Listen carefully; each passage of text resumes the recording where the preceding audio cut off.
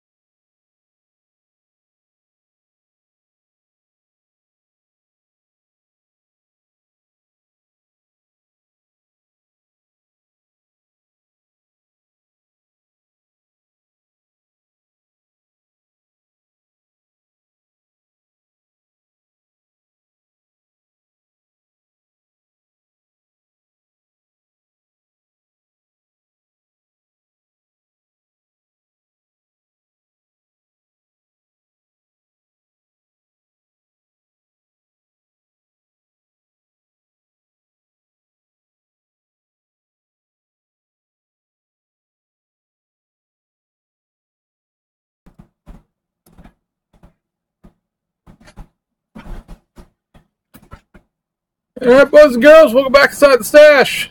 We haven't done a live broadcast for a while. Hopefully this is going to feedback on me. If my speakers on my laptop open there for a second, testing the audio. Oh, so I know you're all looking at the bench here and going, why is he just showing us a bench? Where's his head? And what's that ungodly light behind the bottom right-hand corner of the screen there? But as most of you guys know, if you've been watching any of the recent stash report videos or anything we've been doing, we have, of course, moved the entire orientation of the bench, basically flipping it 180 degrees from one side of the room to the other. And what that does is give me a whole heck of a lot of natural light to work with on the bench itself. However, it sort of causes an issue with the window being right behind my head and causing this sunstorm. You guys may have noticed I've fought with that a little bit in various videos, trying to find an angle where I'm sort of on camera at the same time as I'm talking into the high def cams. Or another reason I want to get another high def cam, because the webcam built into this computer is not exactly what one might call corrective in its coloring, if that makes any sense. It doesn't adjust wall to light. You see this one, if I put this here, it quickly dims to, be dimmer and be able to contrast with what's on the table, and then I take it away and it brightens back up again. The webcam built into this laptop does not do that. It's not meant to do that. It's really a Skype type of thing, not meant to be high def or anything else like that. So, hope everybody's been doing good. I realized the last time we streamed was Christmas Eve. So, hope everybody had a good Christmas. Hope everybody has made it into the new year, as it were.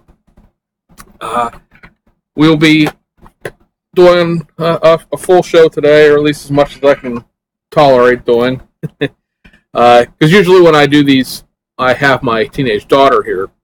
She tends to not go with the little kids to Grandma's house. She went with Grandma this weekend, which was fine. Now I have the whole house to myself. I can make as much noise as I wanted to, because my wife, of course, is at work.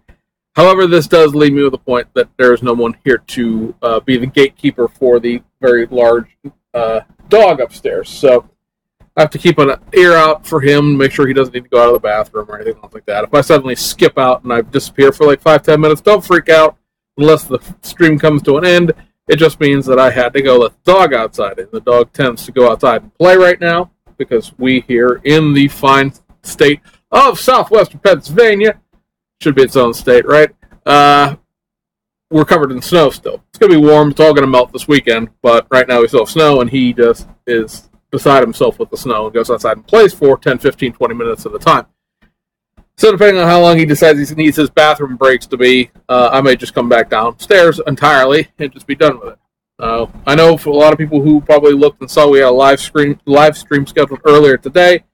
My apologies for not getting it up at 10 o'clock in the morning. I intended to. Then about 9 this morning, one of my cats chased another one of my cats across the work surface and unfortunately took my laptop and pretty much everything that is on top of my work surface off of the work surface.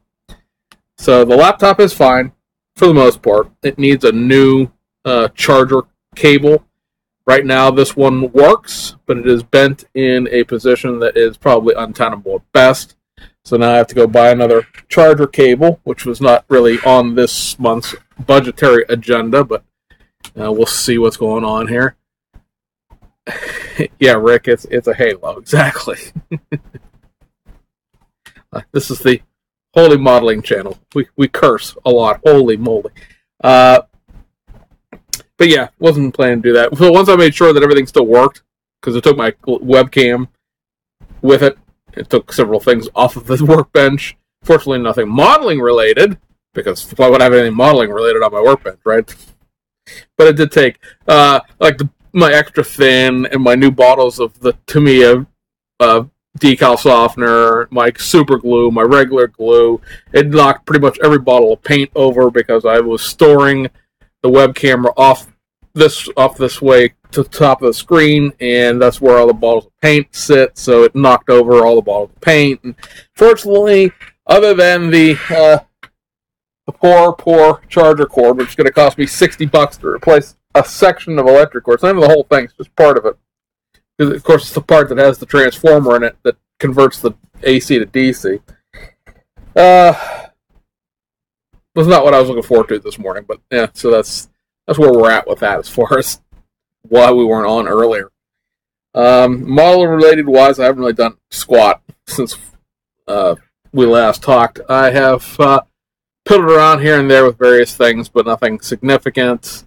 I guess the one thing that sort of follows up where we were when we left off last time is I did get the decals on the back brake calipers for the Z4 chassis, so the Z4 chassis is now up on all four of its wheels.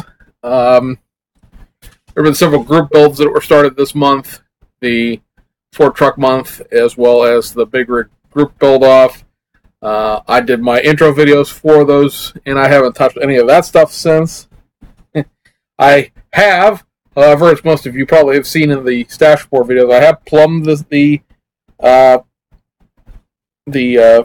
paint booth out the back here, disappearing into my halo behind my head there. You see the silver ducting going out to the window. So that's done. I actually was field stripping my airbrushes today just to see how they come apart and go back together again. It's been a little while since I got them and fiddled with them. So I don't necessarily know that we're going to break any of those out today per se, but at least I feel a little more comfortable with getting them taken apart to clean them. I've managed to basically not use my air booth or my airbrushes since I got everything set up, because it's also clean. It's also pretty. I don't want to get it dirty.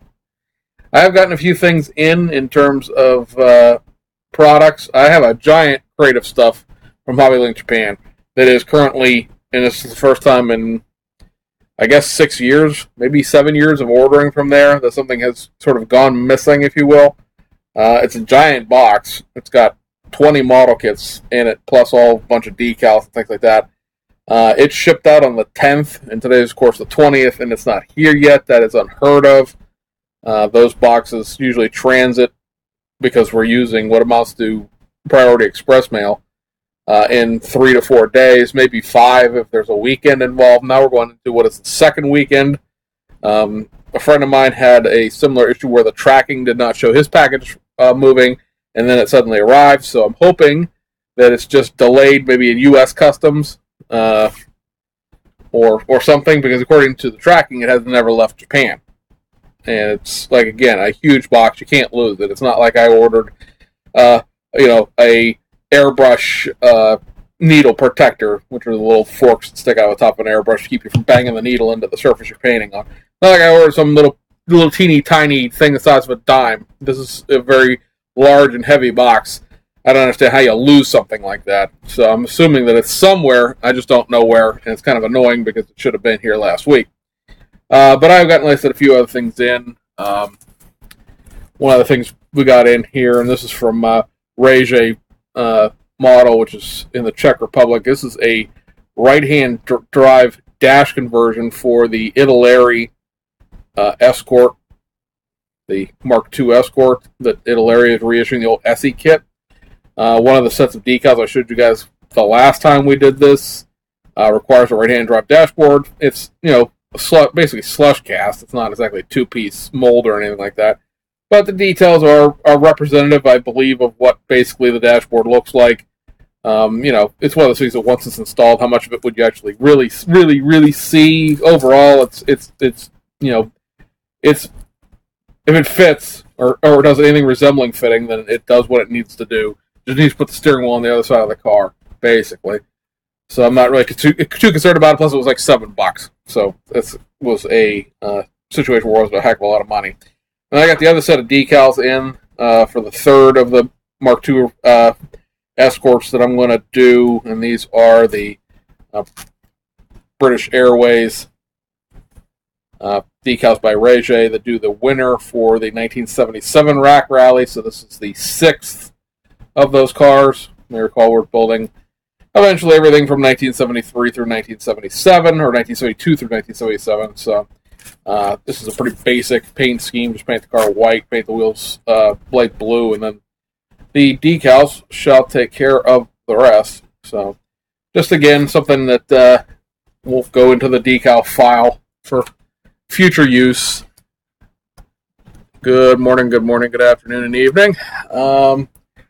I picked up at Hobby Lobby, which is a place I really don't shop at that much. Not because I have anything against the folks at Hobby Lobby, but just because I have several local hobby shops. I really don't need to buy stuff at Hobby Lobby much. This set of pliers, or tweezers, I guess you should say, mainly because I had a set of the curved ones, and they disappeared. Straight, flat up disappeared. And I don't know if that's a relation to my moving and not remembering where I left them, or what the deal is there. But I definitely, said I had a set of these little needle nose, if you will, curved tweezers. They were blue. You guys remember seeing them before. I don't know where they went. I honestly have no clue where they went. I couldn't even begin to tell you.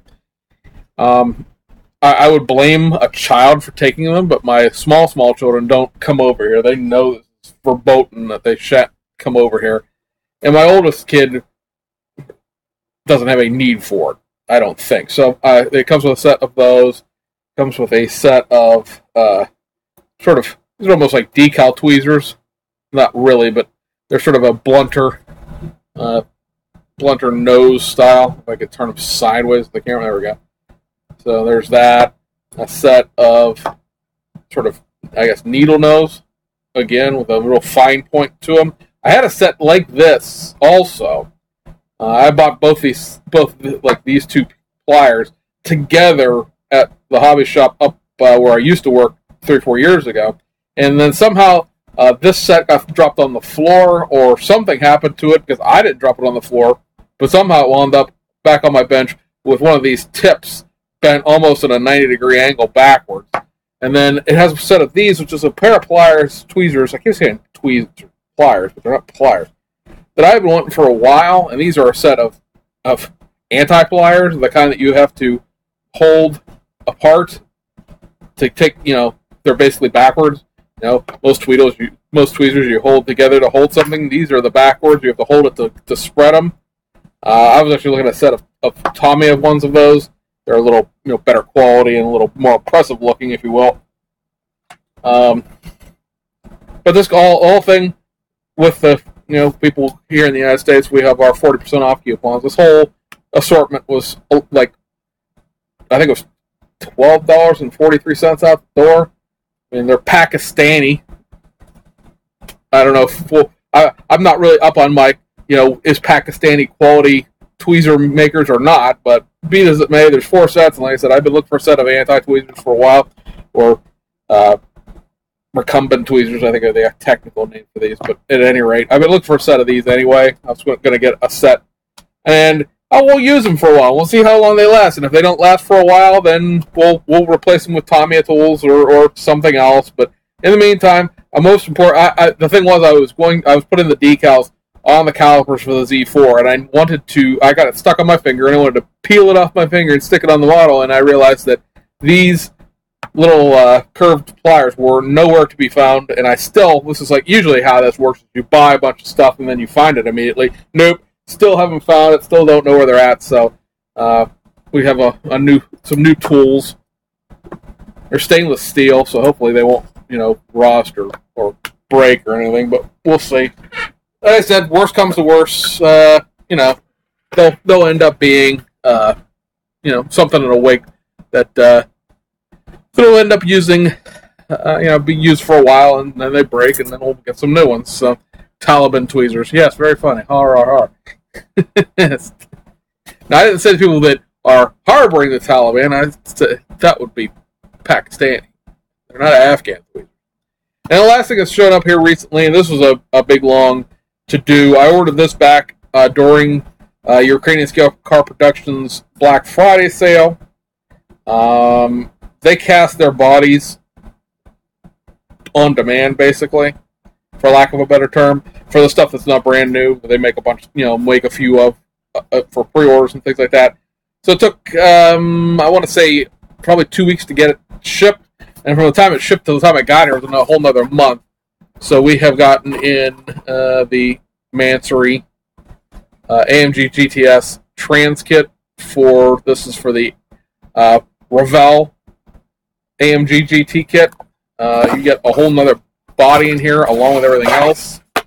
So it comes with a new set of wheels. I know not everybody's a big fan of these wheels in particular. There are, of course, other options for wheels if you want to go about it that way. It does come with tires for the wheels.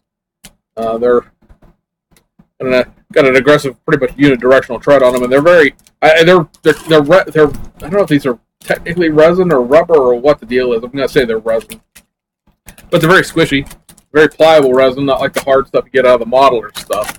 And then you get a baggie that has your front and rear bumpers, your side scoops, the hood, the rear diffuser is in here. There's a couple of other bits and pieces, as well as a couple of clear pieces in here for the new backup lights and things like that. And then you get a whole new body here that already has the these fenders, bolt-on fenders, basically already applied and smoothed in there, and the the stuff like the fuel tank, the fuel filler tank door being rescribed in already. It's cast directly off of the body. Basically, what they did was take the over fenders, mold them into the body, mold in this big section of the air intake into the body and things like that, and then cast the body as a whole. This is one of the things that the USCP guys do that I really like, is the fact that they have taken these trans kits they do, because the Subaru 5-door into a 4-door is the same way. They'll take a lot of the pieces that are very, very hard to fit together, graft them into the body itself, and then recast the entire body. So short of this thing being like thick and basically not fitting in here, like you still have the sun visor and the center console, the upper center console thing for the mirror part is still in here as well. Overall, it's definitely a 2-part pressure cast piece. The only other thing about this that I've noticed so far from trying to fit some pieces in here is that you could use a little bit of attachment points to things like the bumpers and things like that. They do have, you see like back here, there are some attachment points for the bumper, but you really need some attachment points for this corner here as well. The pieces fit directly out of the box. Like, I could have totally taped this whole thing together if I had thought about it in advance. And it's probably one of the few resin kits I've gotten that has a bunch of separated parts like this, where you're not completely and totally, say, like the Hakasuka truck from C1 or the Civic conversion for the Pandem from Hobby Design, where you have to put everything back together again, in the sense of you're cutting whole fronts and backs of cars off with those things, where the pieces fit out of the box without fiddling. Like, some cleanup, just, from the fact that it's, a resin cast, so there's going to be some flash here and there, just part of the process of a resin kit. One of the very few resin kits I've gotten where there's nothing that's like, okay, well, we're going to have to soak that in hot water, we're going to have to bend that under a hair dryer, and things like that, where everything seems to fit like it should. Again, the ultimate test, of course, will be putting it all together and then trying to fit it back into the Revell kit again, but at least you won't be stuck with the Revell kit's undersized wheels and tires. So this will make 13 race cars and 3 civilian cars of this AMG. And I don't really like the AMG car that much. I don't think it's as good looking a car as the SLS was, but be that as it may. You guys are just saying hi to each other in the chat room there. Yeah, so that's where we're at. We're got a few bits and pieces of stuff in here. I'm gonna put the dashboard away before some cat tramples it underneath the table. Yeah. So modeling wise, like I said, I put the wheels back on the Z4. You guys who watched the very, very end of that Christmas Eve episode know that I put the wheels on the Z4 and then realized I hadn't put the decals on. Took the wheels back off. So decals are on, the wheels back on, and that's pretty much all I've done with that. I stuck the gear shift into the interior, but that's not really any kind of news. I haven't done anything with the SLS. I haven't done anything else with the Z4. I haven't done anything with the NSX. Actually, the two things that I've been poking around at, as I've also, since you guys saw me last, everybody's seen the shelf of race cars in various videos and things like that, but that got built.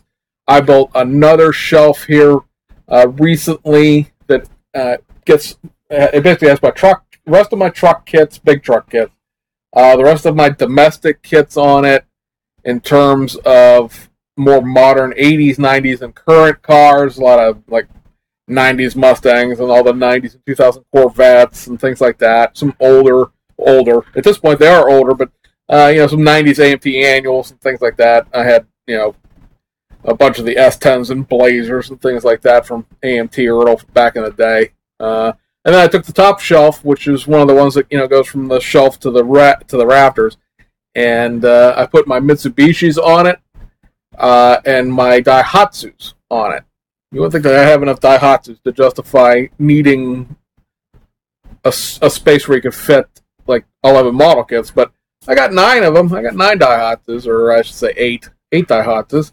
So yeah, with that, in doing that was one of those little things where I was able to. It looks like the sun's not as bad. I was able to get the Mitsubishis out of the Toyotas. Everything I have that's a Mitsubishi is shelved now, so there's no longer any more Mitsubishi kits scattered about in boxes on this bench I have over here. And it's a legitimate bench that my grandfather got. I think it's actually technically speaking, it's a church pew, but nothing on that, nothing in boxes. They're all up there. And getting my Daihatsus up there with them opened enough space on my orphan shelf, which is the stuff that I keep, like my Fiats and Suzukis and things like that. Opened enough space for me to shove all my Suzuki models, the rest of my Lancia stuff, and there's my Fujimi stuff that is not rally cars. Let's see, Aries' second version of the Liberty Walk kit. As far as I know, I mean, it's not due for another month and a half, so... or another month, right? This is behind me. Let's see. Next Liberty Walk kit is February. Well, alright, so it's another month and a half. Because that'll be an end of the month kit. Yeah, I mean, all they're doing is putting another spoiler and a different set of wheels in it. And I'm sure that was all tooled up a while back. And so it's just a matter of getting the parts in the box and shrink wrapping the thing. So it's all the rest of that kit is exactly the same as the version 1 as far as all the over fender pieces and everything. So that stuff's all not only done but been released already. But what was I saying before I read the chat room there? Oh yeah, so I got all my Fiats, all my Alfa Romeos, the Trabants, the Volvos, my Zuzus, I have the one Audi kit that I have, and then all my Suzuki. So that got another half dozen kits off the floor. And now we just need to basically do some painting. I got some waterproofing up where I need to get the last of the waterproofing up, so that part's done. I need to take a couple of pieces of wood off the ceiling that hold up some screens for windows that I don't even own anymore. Take it all down and then just paint basically around the corner, and we'll put up another shelf in that corner behind the camera, another shelf directly off the camera over here because all this stuff will slide down. And I think that really honestly will shelve every single thing I own. There will not be anything else in boxes or anything else like that because I will now have room enough to shove the rest of my Toyotas, room enough to shove the rest of my Nissans, and then race cars will go on this other shelf that'll go over here, and that shelf over there will be just sort of odds and ends as we see fit. Because there need to be some race cars on it, and then maybe I'm trying to think. There's something else I wanted to do. I want to split my French cars up a little bit. I have a little too many Heller kits for the shelving space that I have. So we'll see. It'll all work out, I think. Like I said, to get to the point where there was just stacks of stuff everywhere, and every place, to putting basically 2 sets of shelves in and realizing that 2 more sets of shelves will solve all the problems. It's uplifting. To put it the best way, there's a light at the end of the tunnel. Finally, at least in terms of organization, the light at the end of the tunnel in terms of building something. Well, that's a different light, different tunnel. We don't talk about it. We speak not of this tunnel. Like I said, I spent the morning filled stripping airbrushes, so we'll see.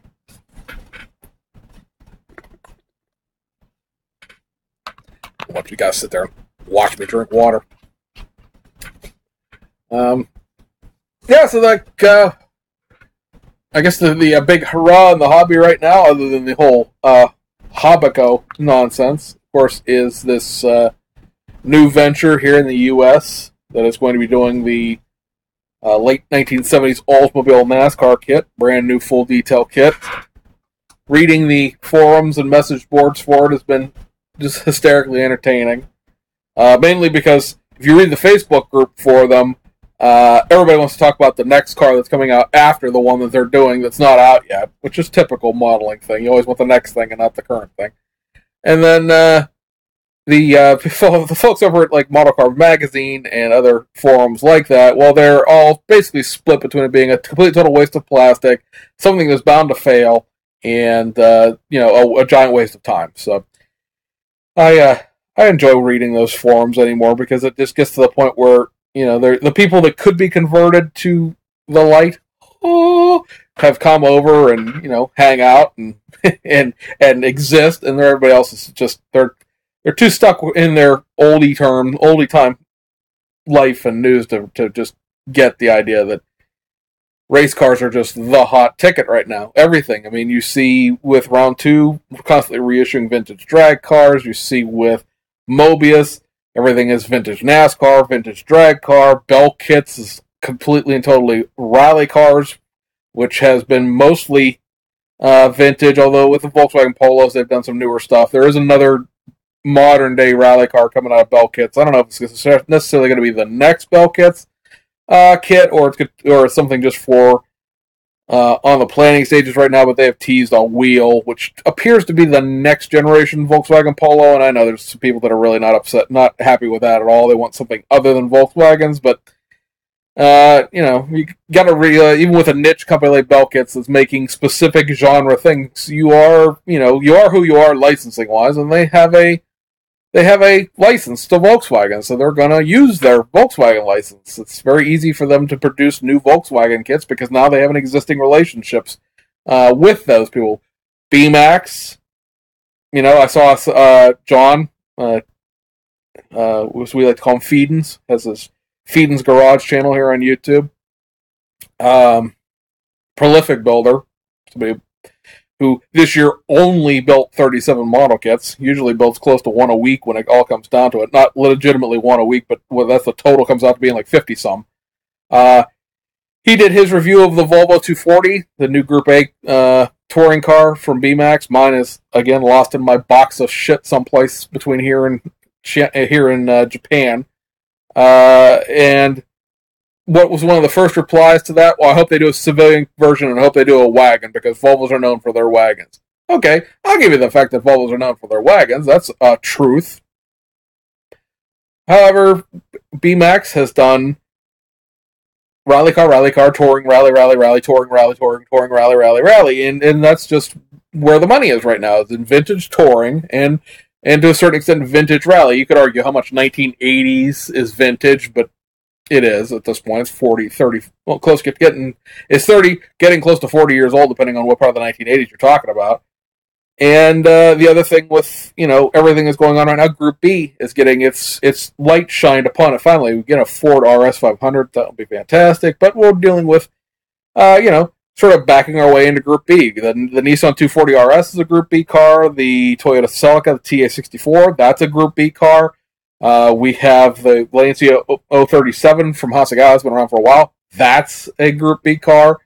And then, cooking right now, you have the BMAX doing their Audi, and you have BMAX doing their Lancia S4.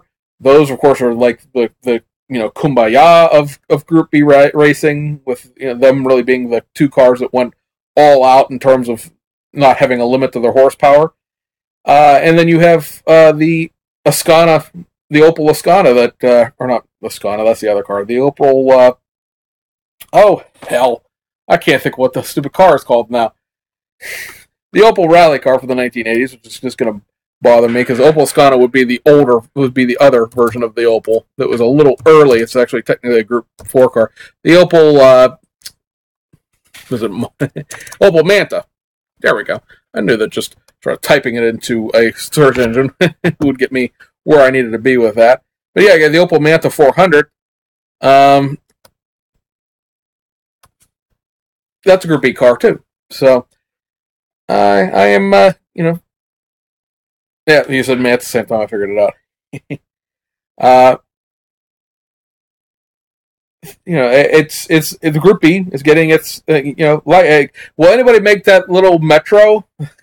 I don't know if that's the one, but the Ford RS is sort of one of those cars that should have been done a long time ago. I know there's been resin kits of it, but I'm surprised there was never an actual plastic kit done of that.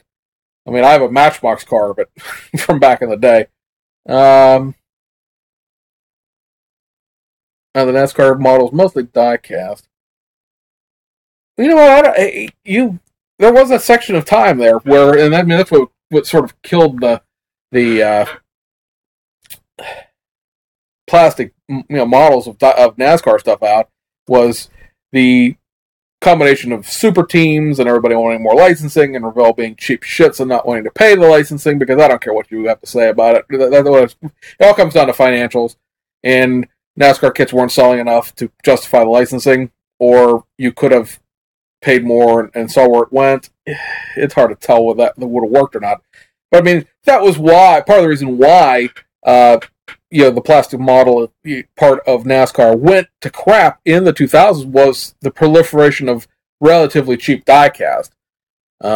You got things where you're getting a 1/24 scale diecast kit, and they could sell limited edition, decal versions of it. It's ready. It comes in a box. It's $20, $30, $40, and Shazam, you have this, and spend a couple $100, and you've got every car that Dale Jr. raced in 1 year, and not have to build them and things like that. So that's, the diecasting did kill NASCAR for a while. Now you of course have the new NASCAR stuff out of Revell, the new Ford Fusion, and the new Chevy SS. Amusingly, the Chevy SS is now defunct. They're going to use the Camaro in NASCAR in 2018, but there are enough Chevy SS liveries to be done that they'll sell the Chevy SS models for a while. The Ford Fusion will continue to go on pretty much unchanged. Well, of course, the next thing that Revell could do with that licensing, and the NASCAR licensing itself, of course, would be to the Toyotas. That would, people either love the fact that Toyota's in it or hate the fact that Toyota's in it. There's no, I could care less kind of thing about Toyota as far as American NASCAR fans go. At least the fans of the racing go. Modeling may be a little bit different, because I think modeling sort of broadens your horizons whether you like it or not. Because then it gets into a certain situation you have with a lot of my GT3 stuff. I don't particularly care for this driver or this car, but it fits into a genre of things I want to do with other,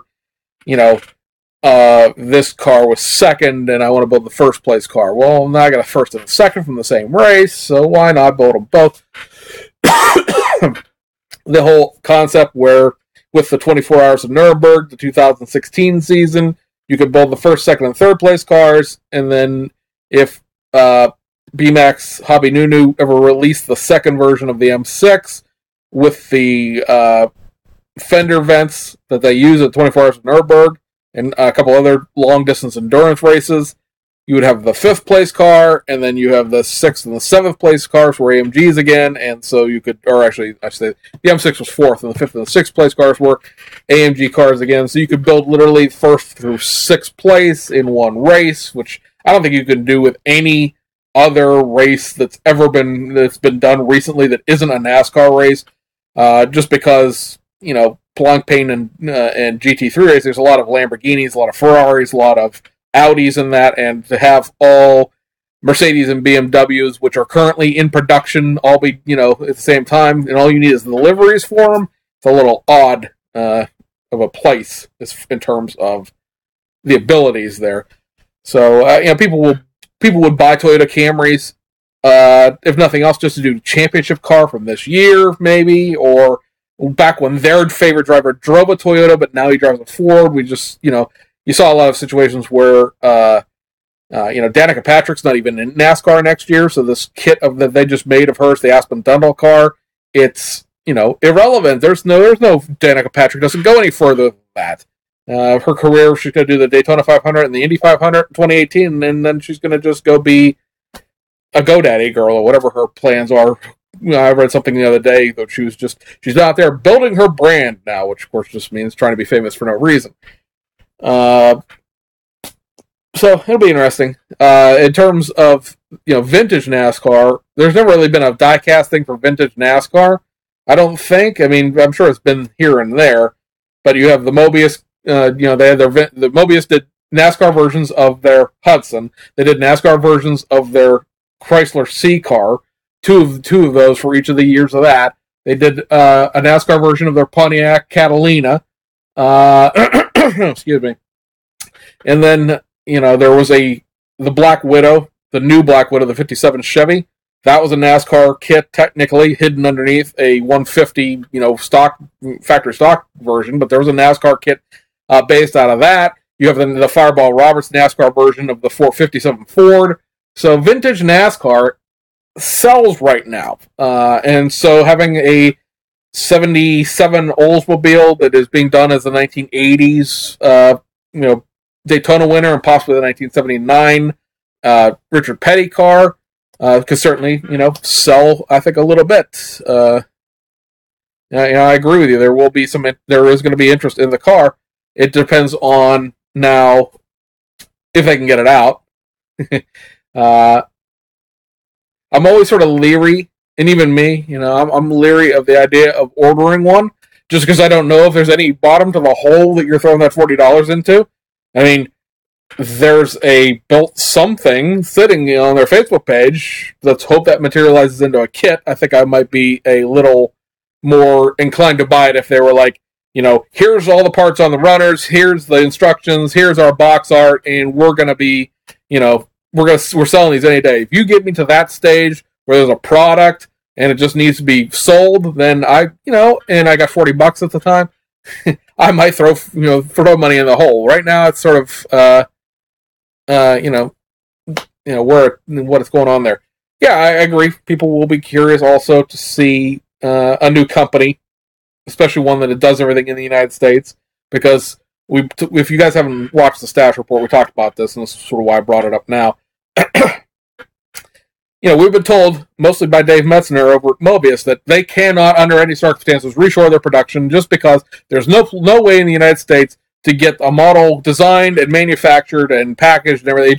It can't be done anymore. And, if this kit comes to fruition and it's successful, and the next kit comes to fruition and it's successful, and that begats the next new tool NASCAR kit that they're going to do after that, and it's successful, because I think technically speaking it could arguably be more successful than the Oldsmobile just based on what it is and what drivers drove it. You now have this company that's bumping along with a couple of vintage NASCAR kits. They've shown a little bit of 3D prototypes of a F1 car at one point in time. There would be interesting to see. You can see an American niche manufacturer for race cars develop. And we've been told that just can't be done. There's nothing going on, which has always been the great fallacy of the it can't be done.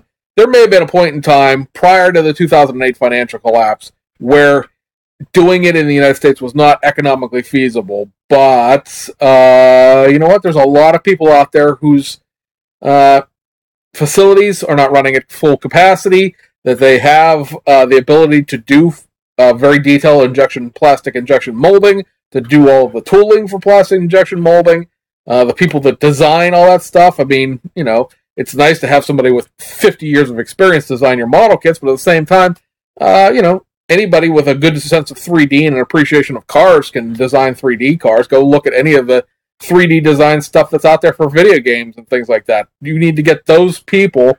I mean, granted, there's a separation between designing a 3D model for a car that goes in a video game and designing a 3D model of a car that explodes into 100 pieces and then fits back together again. But to say that, this can't be done because it can be done this way by these people at this time at this place, I'm sorry, I don't buy into that whole nonsense. Let's say similar, the Ford GT, a huge part count. You know what? The thing with the Ford GT was the fact that it's a bad model kit. Almost every single one of them are short shot someplace. They are a labor of love. I have one because it is a Mark VDS team. I'd like to get the other Belgian one because it's a Mark VDS team, but I would not buy 10 of them to do every sort of, Ford GT, because at one point in time, Studio 27 made a conversion to convert that car from 2006 to 2010, or 2008, somewhere in there, that it ran Fiat GT1 class. And it's a labor of love to put that car together, because there's just no ifs, ands, or buts. That Ford GT doesn't fit. Now, does the Pescalera Judd go together any better? I don't know anybody that's ever had one to build one. That is such an out there car in terms of the LMP1, because there's so little other, models model kits of that. We have the Audi, and that's pretty much it. I mean, I know Stu Twice has done full detail kits of various LMP cars, but there's not a lot of kit manufacturing to know. It's a very that's prototype racing. Modern prototype racing is like a niche within a niche within a niche. And then the Ford Escort, I've seen people build it. It didn't sound like it was a terribly bad kit, and it is. I don't know. It suffered the French connection, right? Heller keeps going into bankruptcy every 6 months, and so similar was French, and they couldn't hang out. They charged a lot of money for kits that weren't good. And, if you're going to charge $55, $60 for a model kit, it better be worth $55, $60. And it wasn't, in my personal opinion, worth the money, even if you could find one now. It's like, oh, hey, look, this cool car that I'm buying because I really like this team rather than the model itself. No, and they did not become Belkits. Belkits is out of Belgium, no connection. And, it's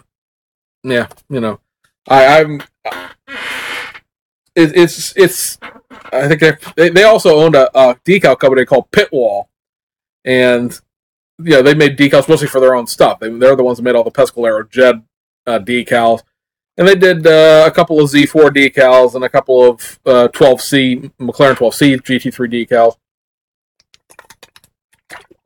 But as far as I know, Pitwall went out of business with Similar. Similar just ran out of money. Yeah. It's very fun and cool and things like that to make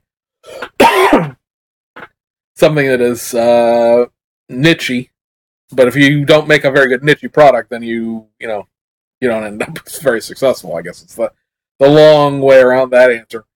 I don't know exactly specifically, word for word, detail for detail, why they went out of business, but they went bankrupt, and they, it's gone. As far as I mean, does somebody have the tooling somewhere? Not that I've ever heard of.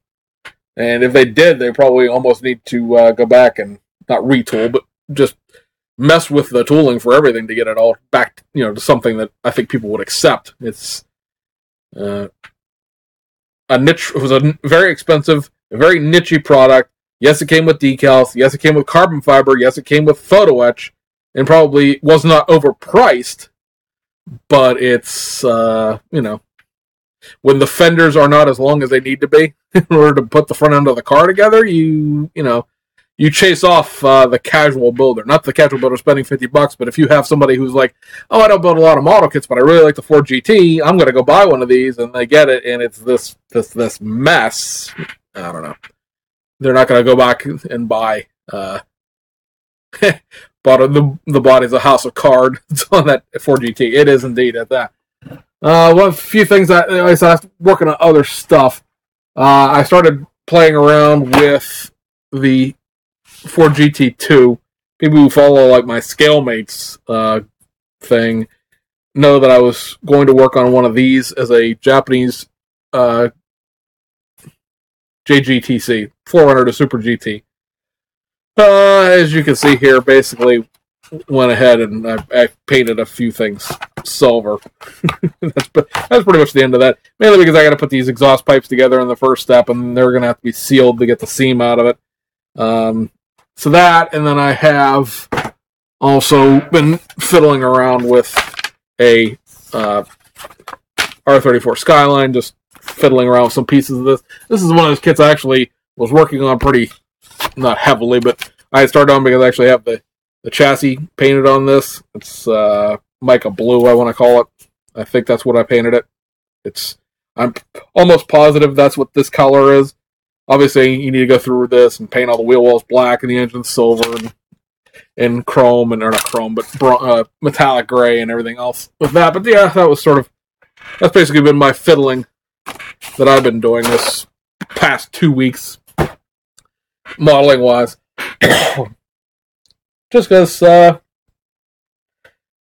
my kids were off for the entire Christmas New Year's break, and then it was my wife was sick, and then I was sick, and then it was cold, and the kids were off school because it was cold, and then my wife got sick again. Getting to the bench is such a process sometimes. And when it was down here, like I said before, I was a lot more focused on getting everything converted and moved than I was actually building anything, because this, the piping, you guys know this was a process because there's no way to legally plumb two dryer vents into one in the United States because of fire laws. So getting something that was going to be able to do, building the shelf that's right off the camera here. It's just been more work on stuff than on model stuff, I guess. But we're gonna play around with this Porsche a little bit. It is one of the more long-term projects in terms of things I said I was going to get done, and I didn't. Well, hopefully, I haven't lost all my side cutters in the process here. But we're just going to take a cradle off. I guess we should change cameras so that the other one is the bigger one. Take this cradle off and take this rear transaxle off of here, because we'll have to paint the chassis on this. And it, too, is a multicolored affair. Take this transaxle off of here.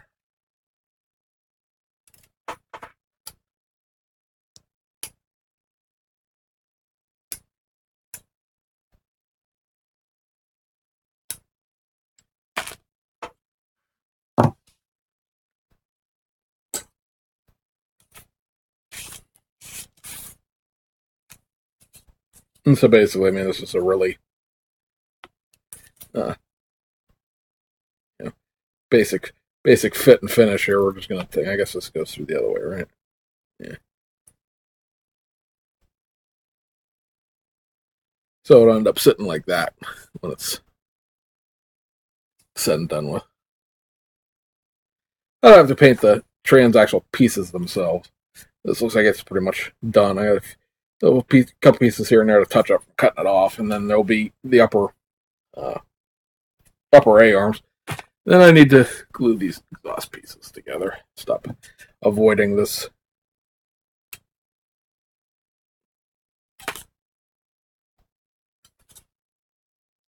Let's see here. 23 goes with 21.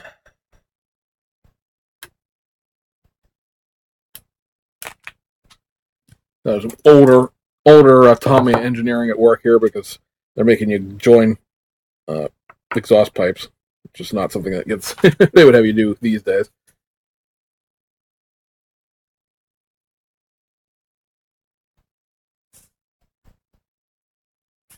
So pretty much standard fare in terms of getting things accomplished.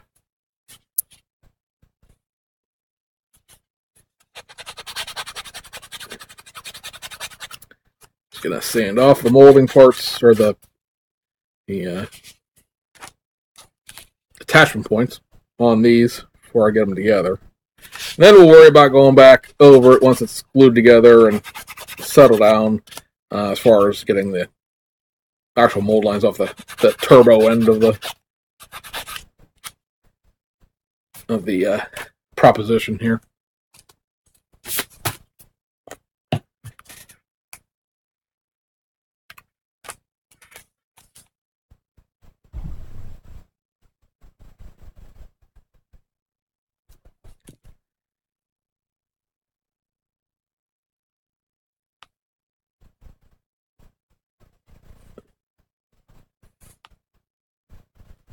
So, it's gluing things together, right? It's so exciting.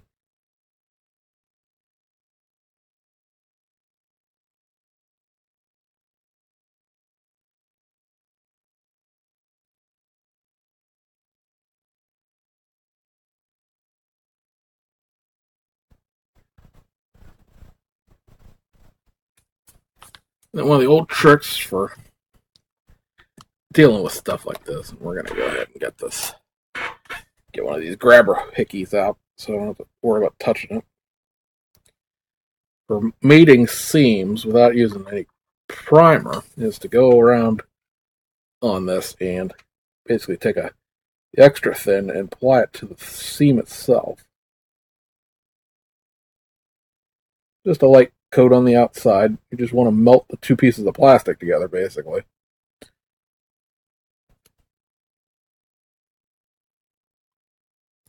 Now, of course, there will be a slightly congealed melted piece of plastic thing you have to deal with here in terms of sanding, but it's a heck of a lot easier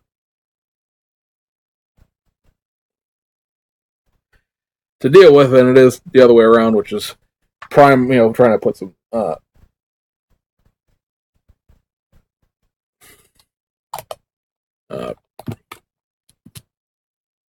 putty. Whew. I just heard my dog bounce around upstairs trying to figure out if I need to go get him or not. But it's a heck of a lot easier than going through and puttying the line up, and then not only that, but the capillary action will drag the glue into the actual center of the seam there, and it'll completely and totally make that joint solid.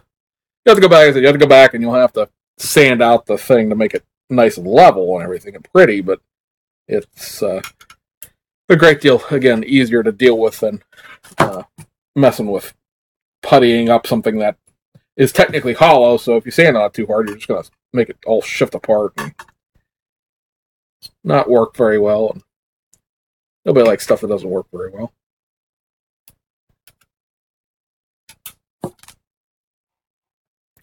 And so we'll make the other exhaust here as we go over the attachment points.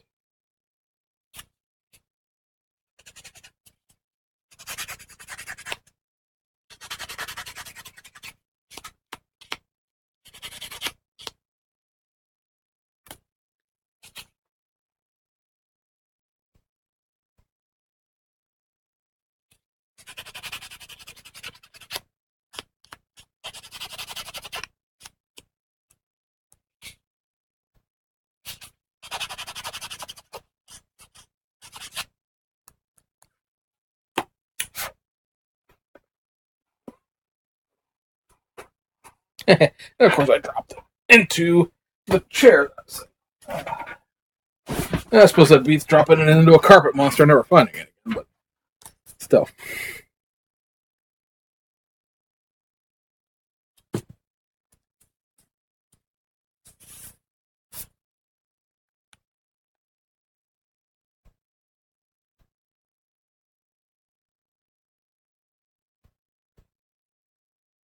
Now there are, you notice I'm just touching it, there are a couple of attachment points on the exhaust itself as far as little pins and holes.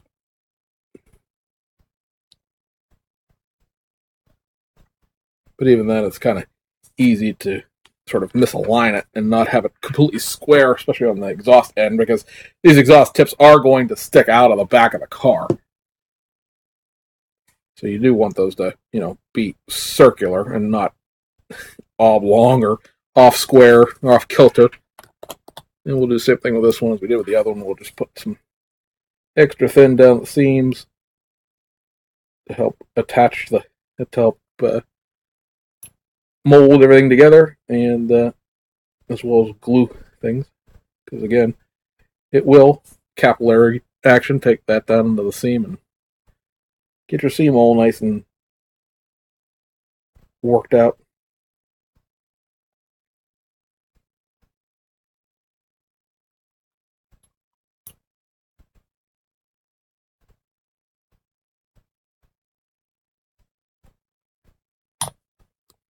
So that should be that as far as those goes. Let me get my other grabby thing so I can put this up to dry.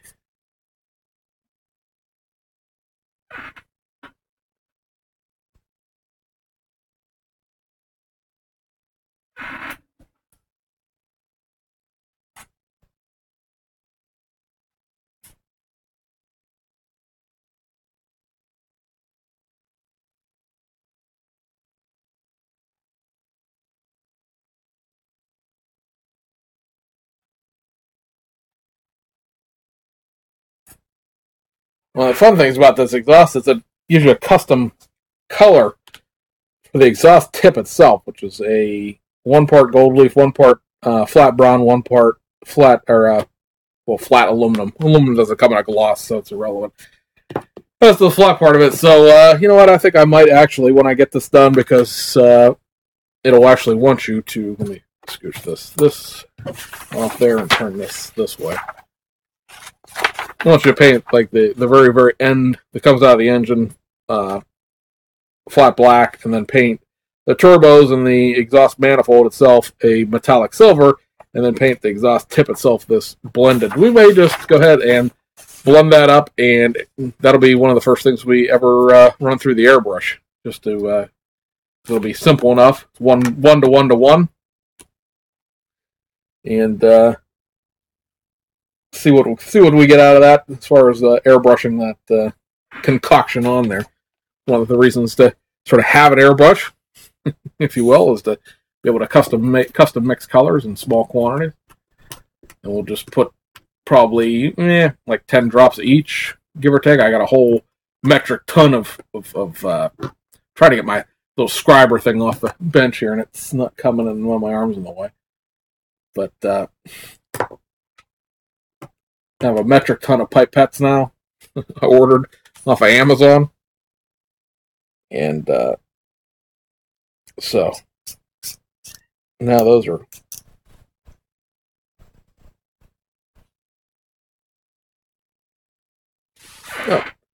there's a meowing, and it's one of the cats. It sounded like one of the cats I put at liberty outside today because of the whole computer on the floor thing. Don't worry, it's like 40 degrees here. They're not cold. And I said it's all going to melt today anyway. But like I said, we'll put about 10 drops of each color in there. We'll see how much that looks like, and then if that looks like a good amount, we'll put another. We're going to try the new Tamiya retarder stuff. It's not new; it's just new to the United States. I think I don't have it on the table. I think it's actually in the drawer because I want to keep it by the airbrush rather than just willy-nilly wherever.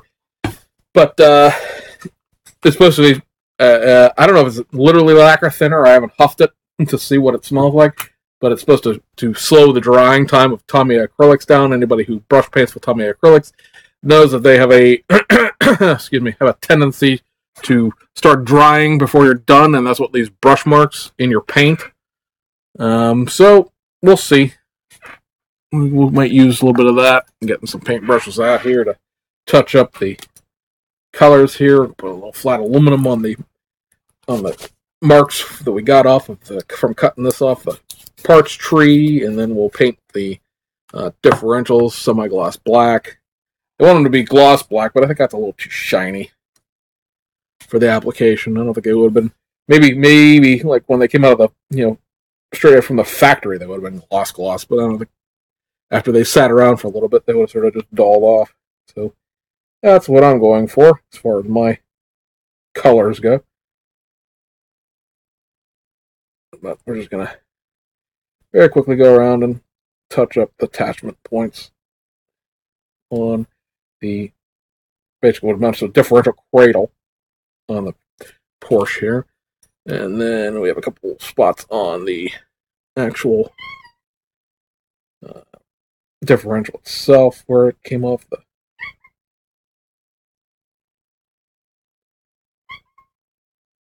Yes, I know. You want fed. We get it. Everybody in the whole internet can hear you crying about how hungry you are, you poor, poor cat. Been hours since you ate last.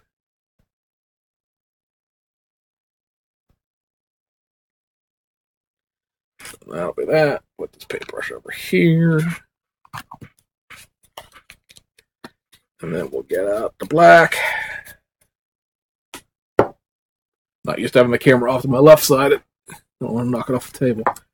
Let's see here. This is semi-gloss. Yes. Try to think there's anything else that's semi-gloss that I can paint while I've got this paint out. In the next couple of steps. And does not appear to be. Nope.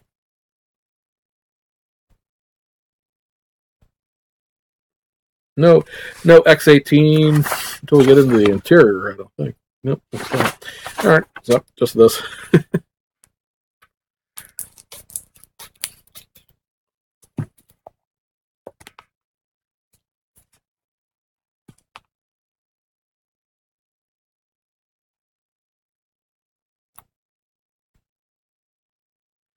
And we're just going to paint the differential shaft itself because the boots over the axle itself will be flat black to give it a little bit of depth and, dare I say, realism, because obviously your CV joints are a flat-ish black color rather than it being gloss or even semi-gloss color.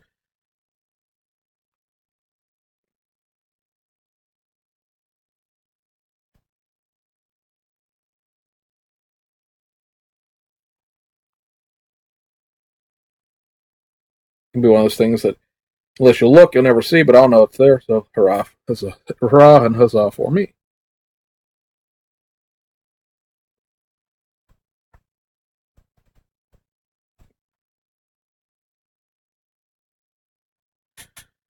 So that is taken care of. I think I have something on this Nissan that I could paint semi-gloss black, though. Let me take this back.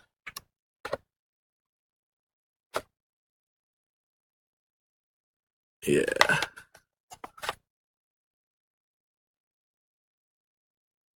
A couple of things, actually.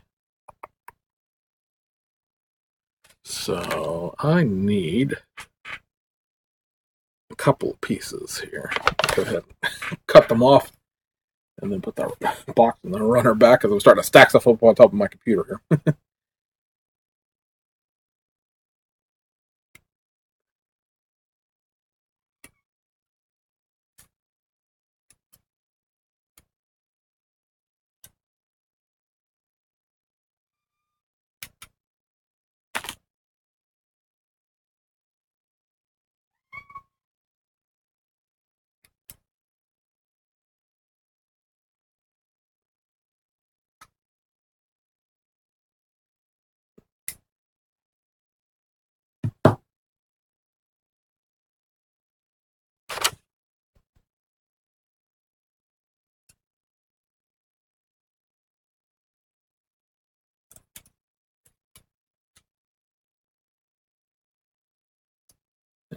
Enough tension in the parts runner that I didn't want to drop the part out even after I cut it out. And basically, this little section of CV joint, this is going to be the back suspension axle for the R34.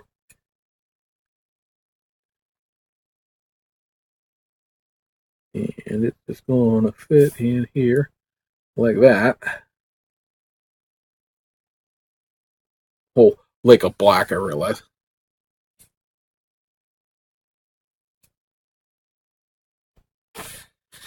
But we're going to touch up real quick since we got the semi-gloss black out, we're going to touch up real quick the attachment points here because there's a silver runner that's on, so it's very, very obvious to where I cut the paint, where I cut this off the part, or cut this part off, I should say. And then this is, like I said, the rear transaxle, so this ends up going on the blue part like that.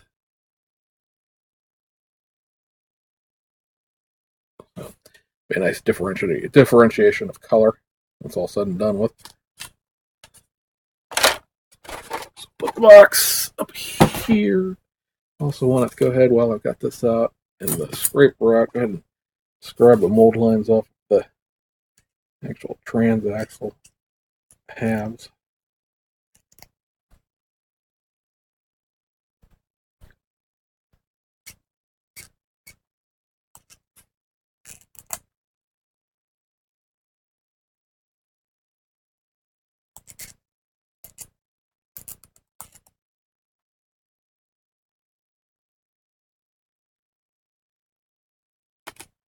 And this part in the middle needs a little bit of love for old number 11 there to flatten it out.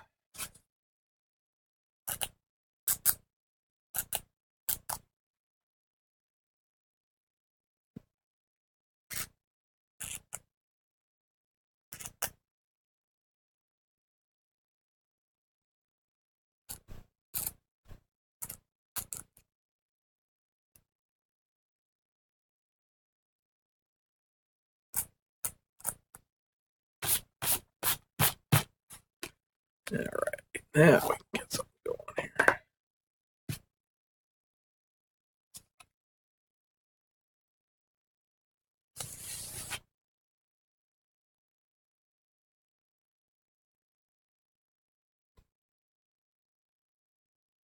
Then we'll come back with this, and we'll go over the CV joints on this with flat black as well. Again, just sort of give it a little bit of texture generation and texture differentiation. There we go. There's the word I was looking for.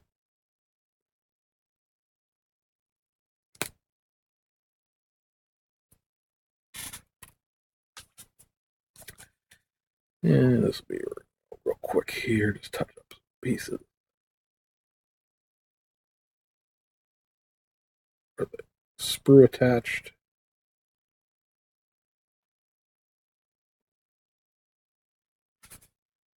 Give it a good once over and make sure there's nothing that could be better in terms of paint coverage. I could do a reasonably good job of getting that all painted up, and that transaxle is done. So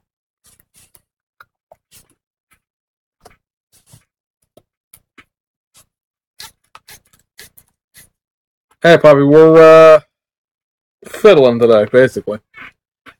We've got some parts and pieces off of a Porsche, and some parts and pieces that we just touched up off of a R34.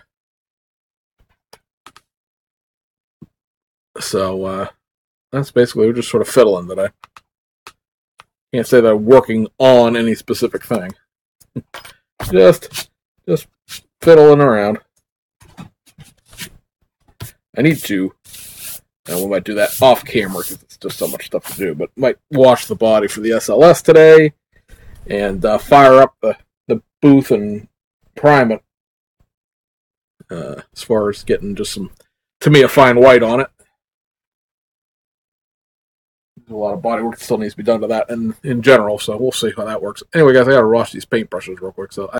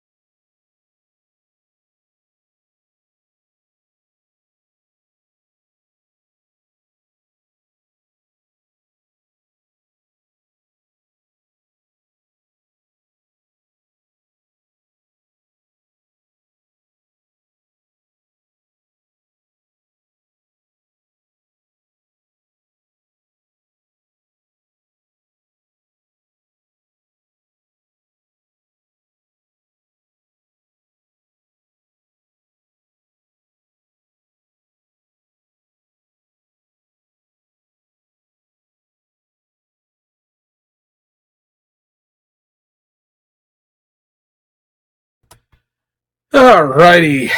Thanks for stopping by. If you happen to see this later to see if I acknowledge the fact that you were here, Poppy. But yeah. I have to go up and fiddle with the dog. So I warned you guys. You were here from the very beginning of the stream. I don't have my teenage daughter here to let my dog in and out today, so I am not turning the stream off. I will continue to be here, but yeah, I will be disappeared for a few seconds here while I go throw the dog outside, refill my water, and use the human bathroom. And then we'll come back, and I don't know what we'll work on. Maybe we'll fit around with the NSX a little bit, because I got some parts on that need to be taken care of. And then we'll do what we normally do. We'll just wobble back and forth between projects here as we paint little things here and there. And then see if I get the gullibility and to actually deal with turning on the paint booth and paint something. Because I need to paint this GT2 chassis primer gray, as most of the chassis itself on the bottom is gray, and then I've got to paint I know I need to put the Z4 body in primer too, but I didn't do any of the body work on it. It's still in its actual dunnage. I got to cut all the dunnage out and glue the body panels together and stuff like that. So I might do that today too, but get the SLS in primer anyway. We work on the interior a little bit. I didn't do.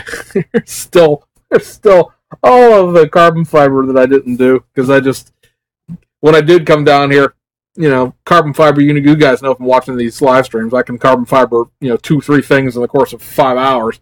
And so I don't want to start something I don't have time to finish. So, yeah, I'll be all right.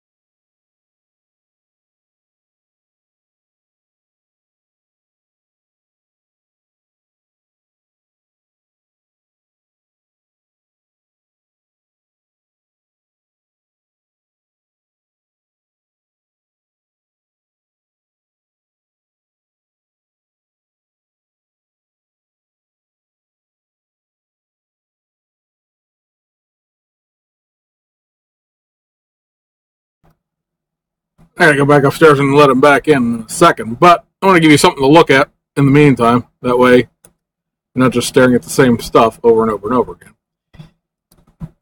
Some people who are close friends will have seen these already. For that, oh well, I apologize, but we're going to make these as big as we can get them. Maybe. So like everything with these pictures except what I want them to do. There we go. Give me control of this one, please. Thank you.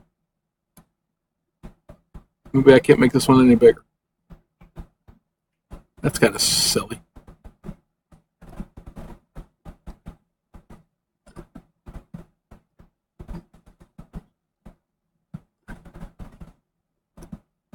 I can make it smaller. Can I make it bigger? No. That looks bad. If I put this in full screen, it looks like crap. Huh. Well, never mind. It was a cool idea, but it's not going to work. Trying to put the pictures of the shelves on there so you guys can see what they look like as far as the images, but they are not going to show up in a way that is going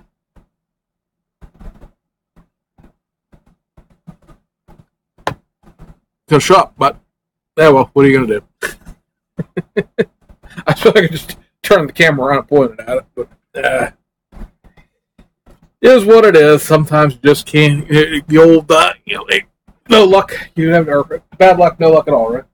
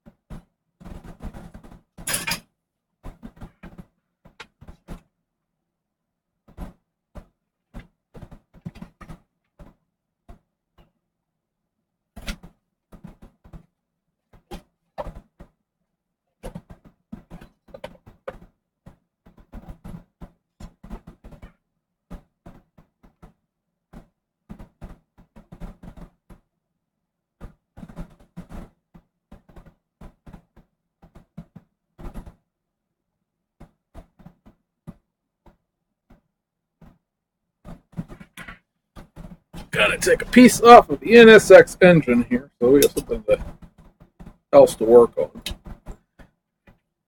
while we wait.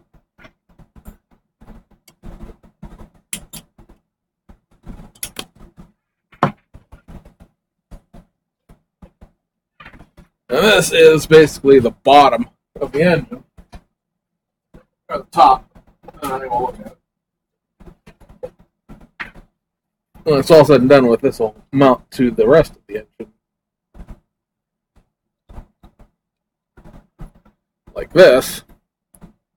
And then there's a front engine covered, obviously, to cover that gap right there.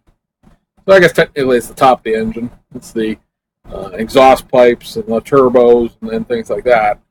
Right now we've just sort of roughed in this piece here that was supposed to be flat aluminum along with the block heads, or the bottom of the cylinder heads, I guess I should say. And then more of this exhaust will have to be chrome silver, and I think we'll take a crack at painting the turbos with something a little bit different than everything else in terms of the paint color. And then we have the cylinder heads will go on top of here, and we have the front cover go on top of there. And we have a couple of different little engine pieces to bolt into the engine, basically, to make the engine stands. So I'm going to go ahead and get a different line. I don't need the block right now. Put that back so I don't lose it. But go ahead. Take some of these sand mold lines off the side of these pipes, since I've got this off the runner now. And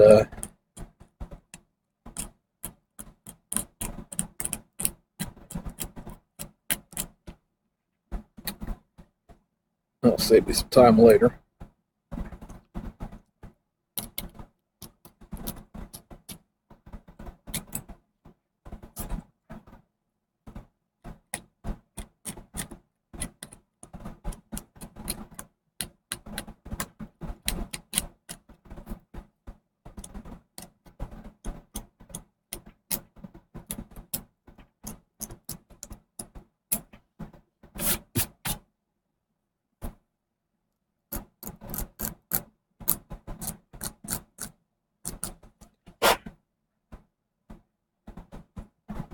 Now, of course, the obvious thing I hear a lot of people asking is, why didn't you bother to clean those up beforehand?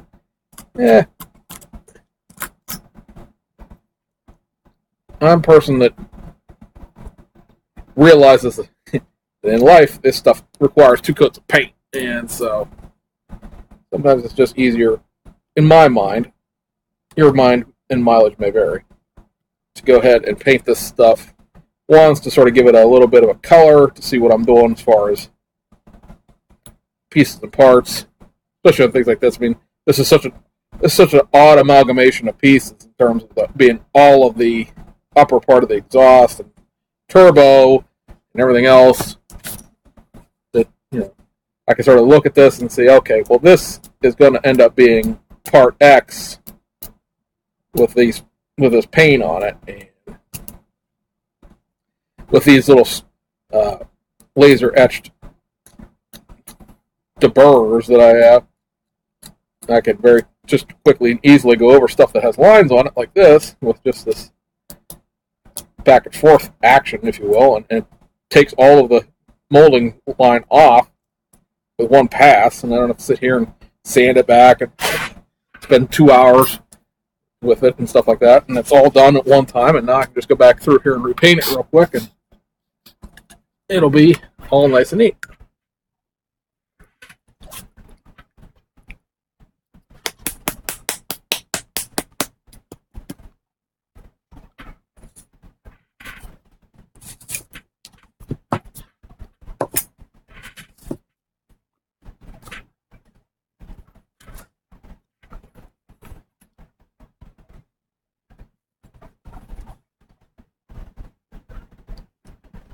This whole entire, aside from the parts that I've scrapped off, the molding lines off of, this whole thing needs a second coat of paint anyway, just to cover up all of the little kinks and quirks of these parts. I mean, there's a lot of complex shapes all working at one time. It's very hard to get a good one coat of paint that's going to cover all of this stuff up the right way at the same time.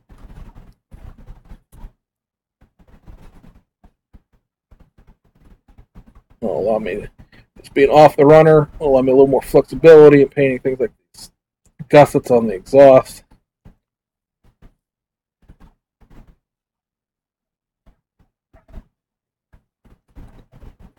Go back through here and paint up this block. Cylinder heads. I keep calling it a block. It's not really a block.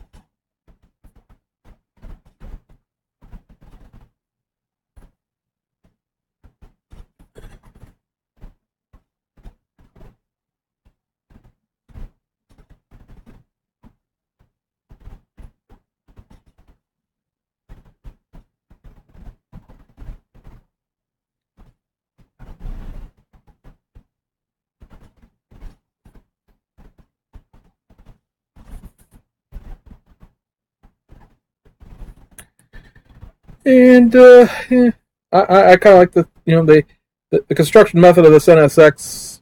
I like, in the sense of being able to do a bunch of different stuff to it all at one time. Kind kind of bummed that I do have to build the interior out in order to put the chassis together. Only because, you know, I'm going to be locked into my options as far as my colors. But I pretty much knew what I was going to do with it anyway, as far as paint goes.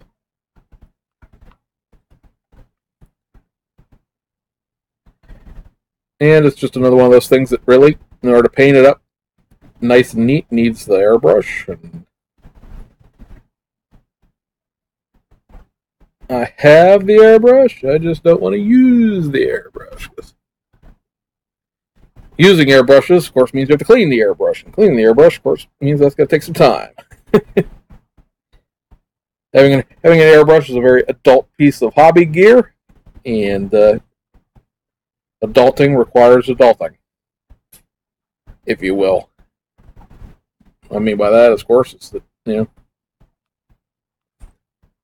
it's fun to have an airbrush, but you have to take care of it, or else it's going to be a great big paint clog paperweight on your desk.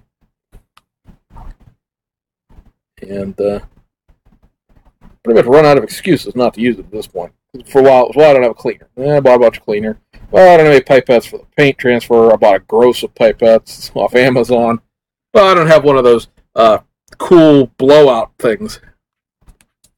And I bought one of those. If you hear noise that sounds like popping in the background, that would be my dryer running, I think.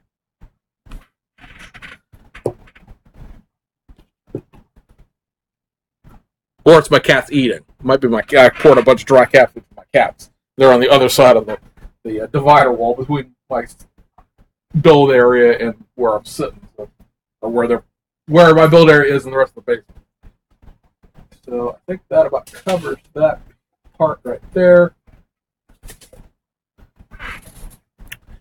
And I guess that's about it. So I'm going to wash this paintbrush, and then I'm going to go check on the dog, and hopefully be back for a little more than 5-10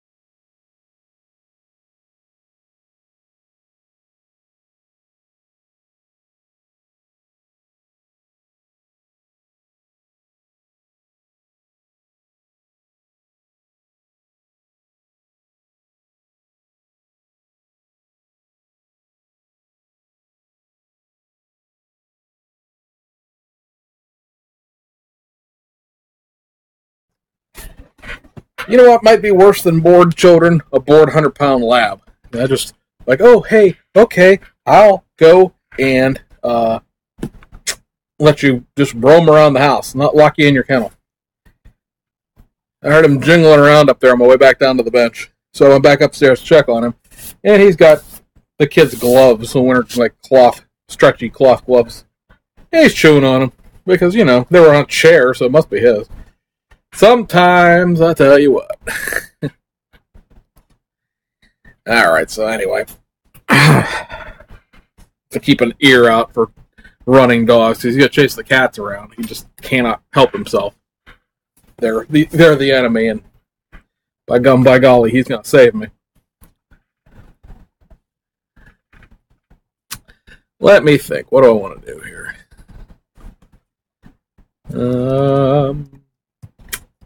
What? I've got this.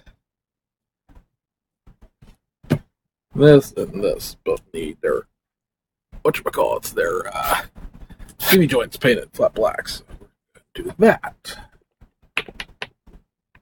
Got the flat. Ooh. I'm either about out of flat black, or this is the one flat black that I'm almost out of.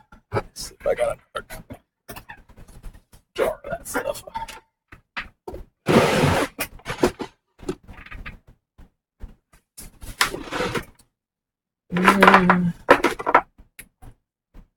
Yep, I do. I do, but I jar flat black. Just make sure I'm not going to run out.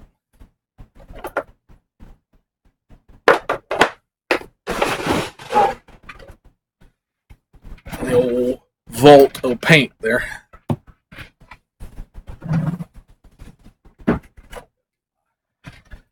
Visor for this.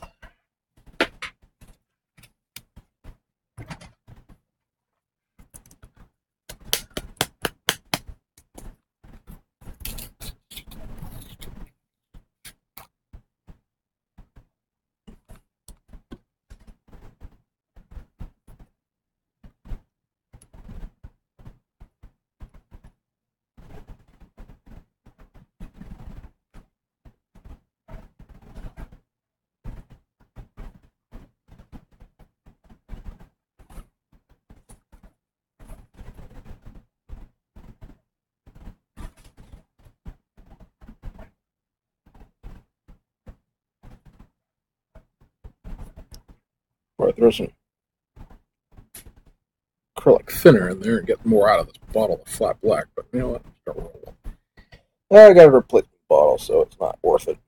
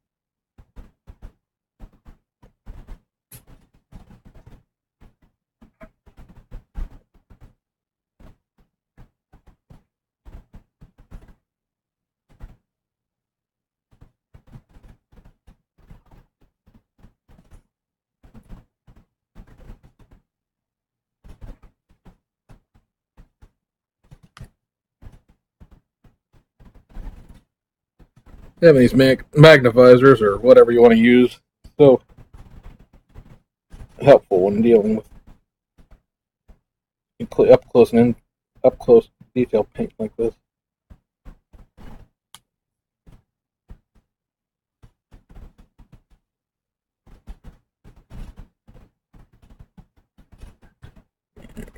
Paint outside. That doesn't require so much precision on the outside ones because there's really nothing out here. So I'm going to slop it onto the actual shaft itself. it doesn't matter where else it goes. The outside edge of this CV joint is going to go into the suspension, and we're going to see it again anyway. So, not that it matters what color it is in the first place, but it could be blank and white, and you just never see it again. These ones up close and personal to the differential itself.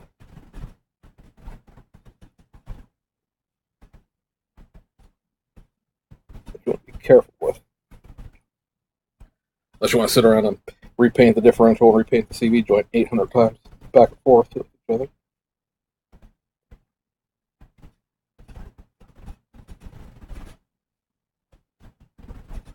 I like to progress with my models eventually, and not paint the same spot over and over and over again.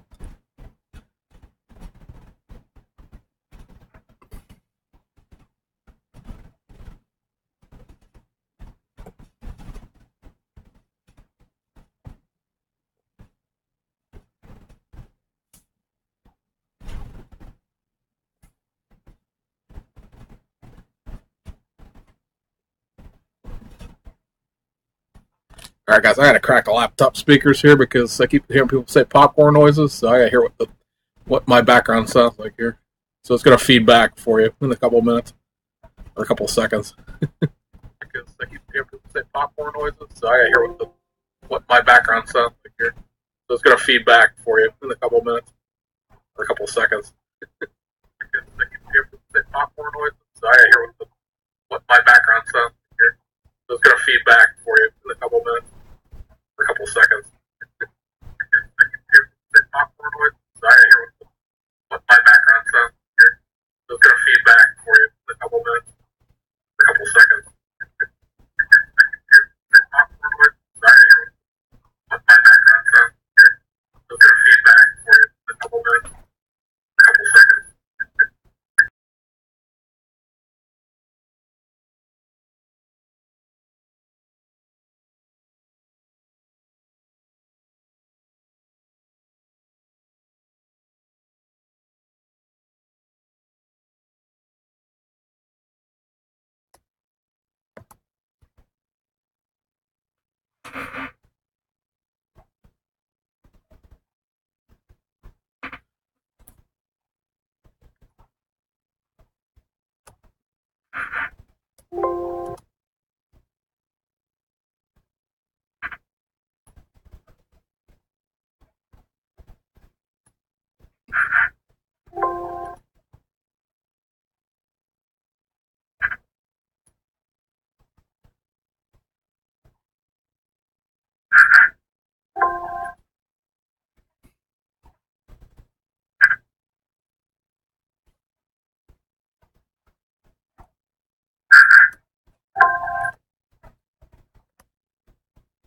Alright, I don't hear it on my end.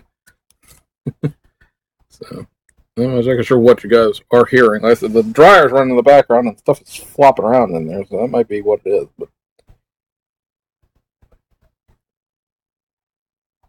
it's giving the old dryer quite a bit of credit for making noise on a noise canceling microphone. Because like I said, I can't. One of those great things where I can't leave the mic open on the live broadcast and listen at the same time very well because, as you see or heard, when I go into something like adjusting the volume on the background, that little pring is the volume level indicator, and it just kept feeding back over and over again on itself because every time it comes out of the computer speakers from listening to the live feed on YouTube, then, of course, it is re-recording itself and re-recording it, so it keeps getting like a crappier and crappier quality every time it repeated. But yeah, I don't hear anything. I mean, I hear the dryer live on my end prior to everything, but I don't hear anything popping in the background unless it's something that only makes noise when I'm talking, which I guess there's nothing I can do about it. I think the audio controls are the same as they always are.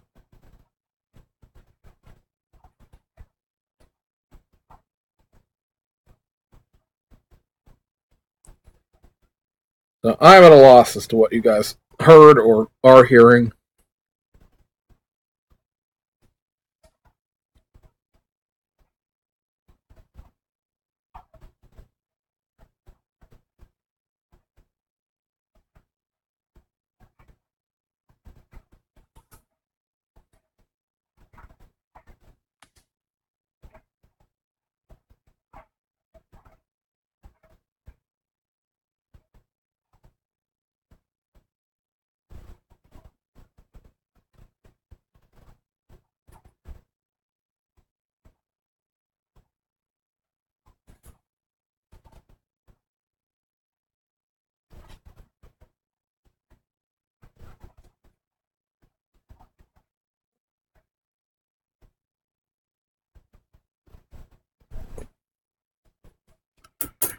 Let's make use of these new tweezers.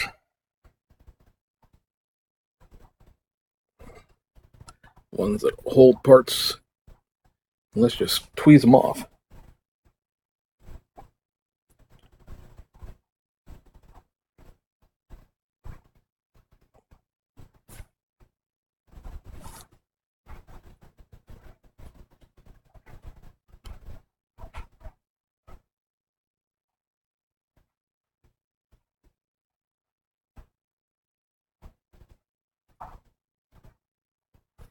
Put them down into the jaw a little bit further here. Getting a little sketchy wobble on the with it just sort of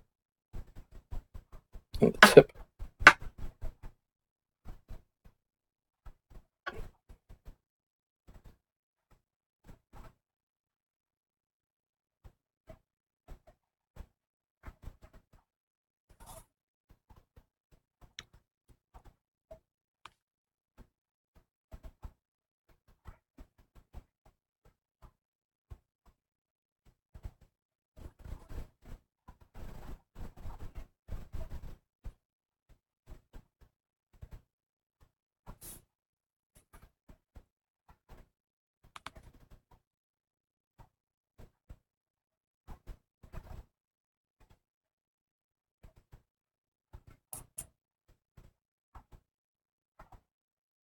There we go. That transaxle is done. And we're going to paint the inners of these.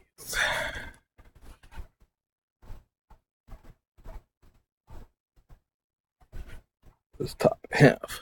I'm sure you need to clean these off first because there's still mold lines on them. These being the exhaust that we played with a little earlier. Gluing the two halves of it together. Turned out nice and smooth. Really don't even need to sand it. Might touch up one spot a little bit, but other than that, looks good.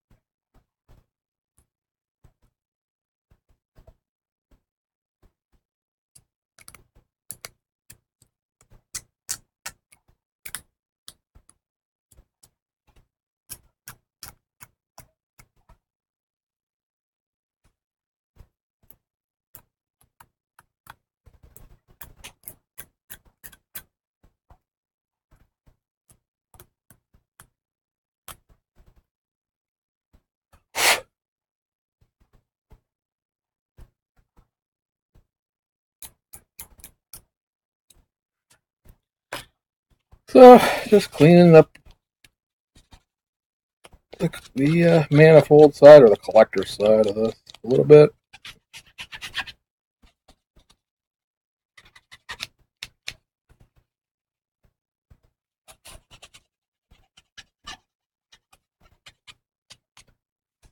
We're just going to paint the very, very beginning of this flat black, but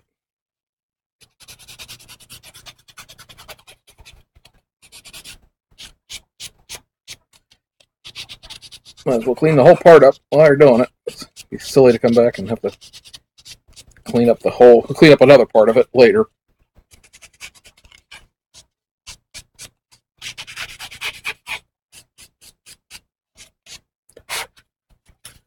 All right, let's get the front half of these taken care of real quick.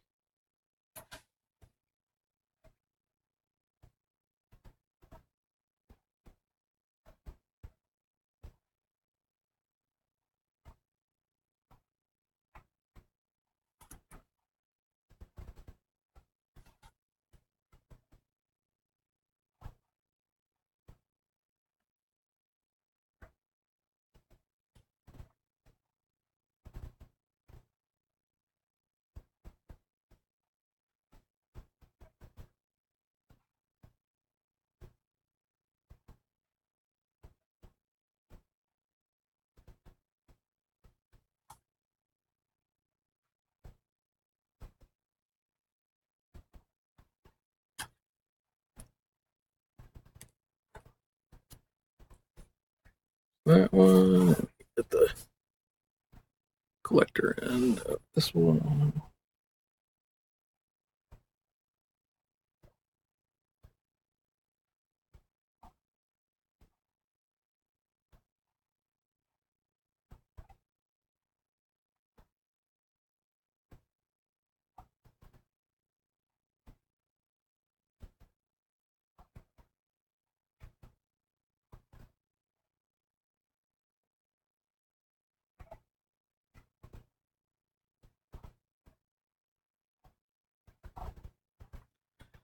And that one done.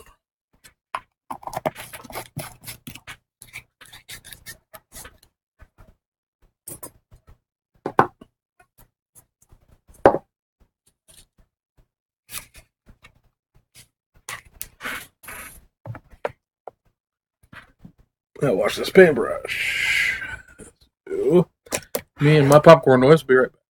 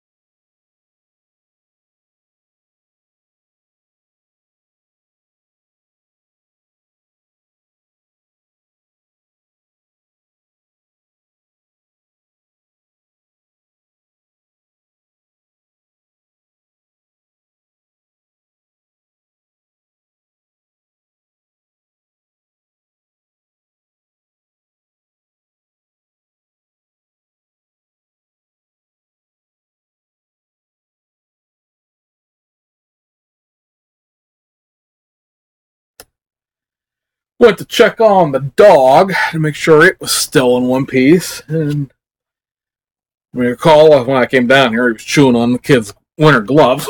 So I gave him a toy to chew on. And as usual, he takes everything you say literally. Because, personalization of animals.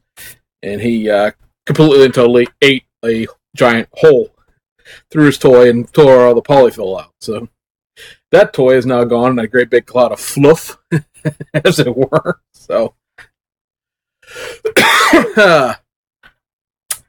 good job, dog. Good job.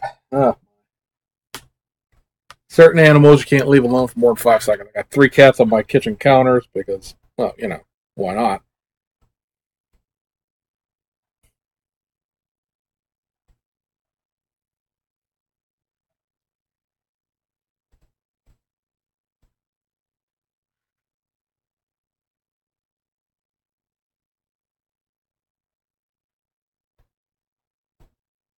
Trying to do something on a notification text message I got. It doesn't want to play. There.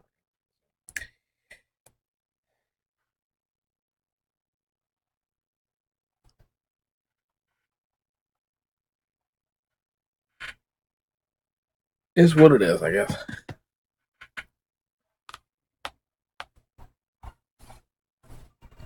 No, right now we're just kind of stuck in that position where we're waiting on some stuff to dry.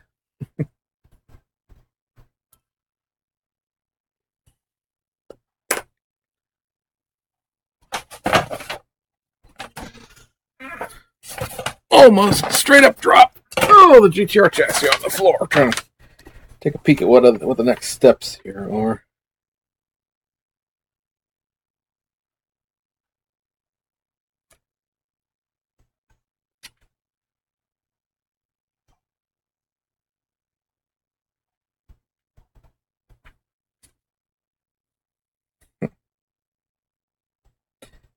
Looks like basically brakes will be the next step.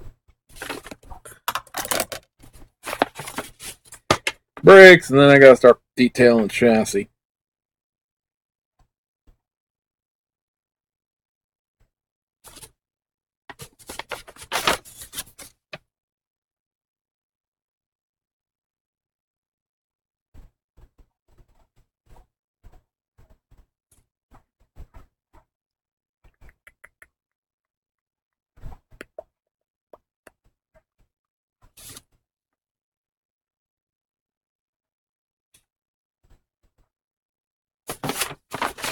Actually, much as I like my GTRs, I've actually finished building one. I have a bunch of them in different pieces, but I actually built one. This one's going to be, like we said, it's already painted. The chassis are painted. TS50, which is Tamiya's spray paint equivalent of Bayside Blue. I think it's a rite of passage. Everyone paints a GTR Bayside Blue at least once, particularly the R34s. This is just the V-Spec kit. I have the other R34 Tamiya kit, the one that is the kit that can be built either as a V-Spec 2 or a V-Spec Ner, the Nuremberg tuned version. More than likely, I'm going to build that V-Spec, the Tamiya V-Spec 2 as the M-Spec Ner, because I have a Aoshima Skyline V-Spec 2. Now, the Aoshima kit's not nearly as good as the Tamiya kit is, just in general terms of quality. Everything is molded into the chassis. Everything is molded into the chassis with the Aoshima thing. Very little parts content for the chassis. It shares chassis with other older Nissan kits that they've done in the past, but it does allow me to use the Tamiya kit for the sort of more rare, if you will, car. And then I also have the Aoshima M-Spec Ner, which was the luxury version of the Skyline. It had like heated leather seats and things like that. Hey, look, my halo is halfway decent, and I look presentable on this screen now. Cool. So, I think, let's see, I have, not counting the Skylines that are not GTRs, I have 1, 2, 3, 4, 5, 6, 7, 8, 9 with the one that we're working on here. 9 R34 GTRs to do. Now, granted, Two of them are various versions of the V-Spec in terms of their grill. There's a couple different ways you could buy a Z-tune as far as the front ends go. And then I have an S-tune, and I actually have an R-tune, so there's 10, because the R-tune's not up there yet. It's sitting over here in the corner waiting for shelf space, waiting for me to paint the wall. So there's that. And then I have, 1, 2, 3, 4, 5, 6, 7, I have 8 R35, or the modern, and GTRs to build as well. And I need to get another, 10, because I have the Liberty Walk kit. There's another one that's sitting off the side here and is not at the shelf stuff I'm looking at here. So, and I really don't have any tuner versions of the R35. Those are all factory spec cars. I've got a regular R35, I've got an Egoist, and the Spec V, and the Nismo Club Sports Package probably be in the closest things to tuners. Those are all factory tuners, though. And then I've just got 2007, a 2012, a 2015. I need to buy one more 2015 kit to make the police car version that I have the decals for as well. I have many Skylines, many GTRs to do. I don't know why I've just sort of been sitting on them. Because they all, most of them are Tamiya kits, a good chunk of them anyway. The rest of them are Aoshima kits, so you're looking at a good build experience there as well. The Fujimi ones, I haven't, I have one R35 Fujimi, one R34 Fujimi, because the R34 Fujimi kit is a snap-tight kit. I do have 3 of the R34 Skyline 25T Turbo kits from Fujimi, and they all look like they're okay. They're 25T Turbo was the most Skyline you could buy without getting a GTR. And then the majority of my R33s are Fujimi kits because Tamiya only made the one kit. And then I would say my R32s are pretty evenly split between Fujimi. I have the one Aoshima kit, the Kansai tuner version, and then I have a couple of the Tamiya kits. And I could build nothing but Nissans for the next 2 years probably, and still just barely get into it. You guys would think I'm opening a Nissan dealership at my house. Just looking at at this interior on this R34. It's one of the ones that is a multicolor interior. Looks like the actual base of the interior is German gray, and then the seats themselves are a dark sea gray with a light gray seating area itself. There'll be lots of masking involved there, a lot of airbrushing. Looks like it's got some metallic gray pieces for where the seat belts would go through if they're for the look. They're not 5-point racing harnesses, but they have a look of the 5-point racing harness. And then even the door panels themselves are two-tone. So it'll be a fun time masking that, and I think it's probably where we'll bust out the airbrush for sure. Even if we don't get the NSX interior first, because you got a bunch of stuff going on there in terms of colors. I have all those colors in Tamiya. They're all in the drawer because how often do you really use that color gray or this color gray or whatever? But it should be interesting. I think one of the more interesting parts about the R34 is that multicolor interior, because so many people will paint their cars in there. It's all black inside, it's all gray inside, and it, from the factory gave you a little bit of color. When it comes to the chassis itself, because you guys have heard me talk about having to detail paint the chassis, you have on the front, and basically your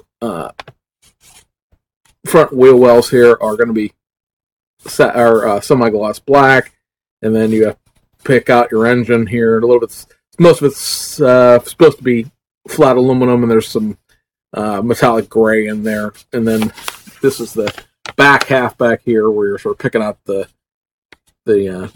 drive shaft might technically be a prop shaft in this configuration, and then painting the heat shields for the exhaust, and then again the inner fender wells back here are semi-gloss black, and then you have a semi-gloss black and heat shield type deal for the fuel tank. So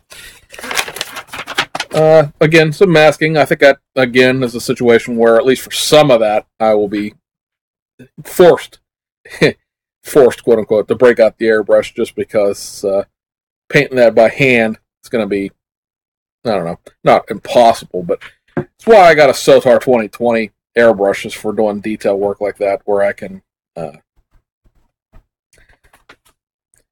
not have to mask the entire chassis like a crazy person and leave little chunks exposed like you would if you were gonna rattle can that. You know, you would have to tape off the whole body, paint the semi-gloss black parts, then retape it and paint the chrome silver parts for the heat shields.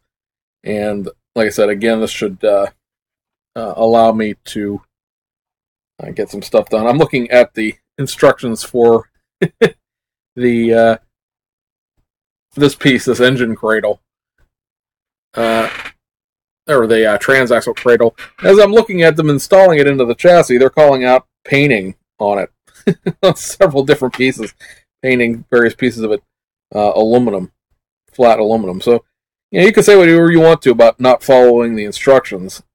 Being that guy, being that gangsta that doesn't follow the instructions as far as your builds go. But at least looking at the instructions every now and then is helpful, because just looking at this stuff, I'm seeing some stuff that I need to go in and detail paint that I was not aware of. And I wouldn't have been aware of until I got to the point where I was going to put this together. It'd be a heck of a lot easier to do the detail painting with it in just unassembled piece like this than it would be with everything together, especially since that axle is going to run right through the middle of what I need to detail paint. So, good looking out there. Glad I took the time to bore you all while I while I looked at this, because I would have straight up not even realized that. And that's good, because that gives just a little bit of color to it.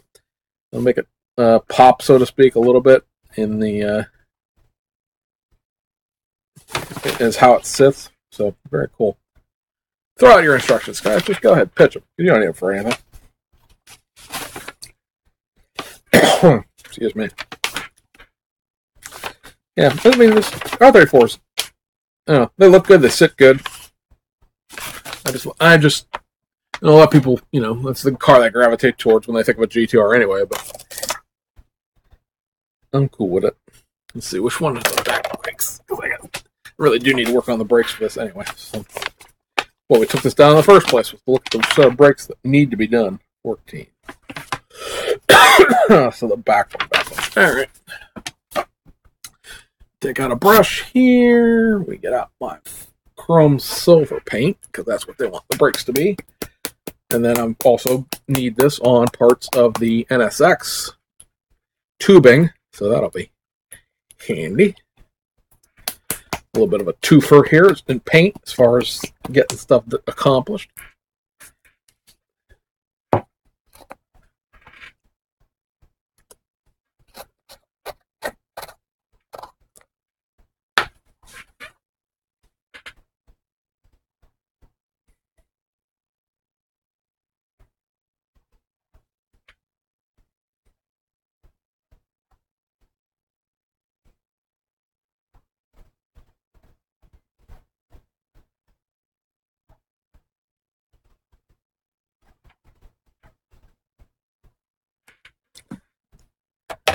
We'll go ahead and we're going to paint both sets of brakes, not just one of them.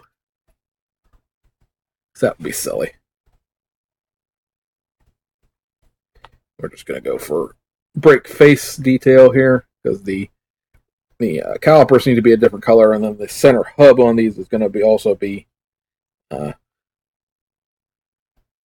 semi-gloss black. So we're just going to rough in the brake faces themselves, like the rotor faces, I guess would be the simplest and easiest way of trying to explain what I'm stumbling across. And then on these brakes, look like the instructions want you to paint the whole back of them one universal color. And they do, so. other than the actual caliper, we're going to paint the whole backs of these things a single color. I had sort of left that off because I wasn't sure when I was doing this the first time. So now that we see that is the case, we'll go ahead and take care of that.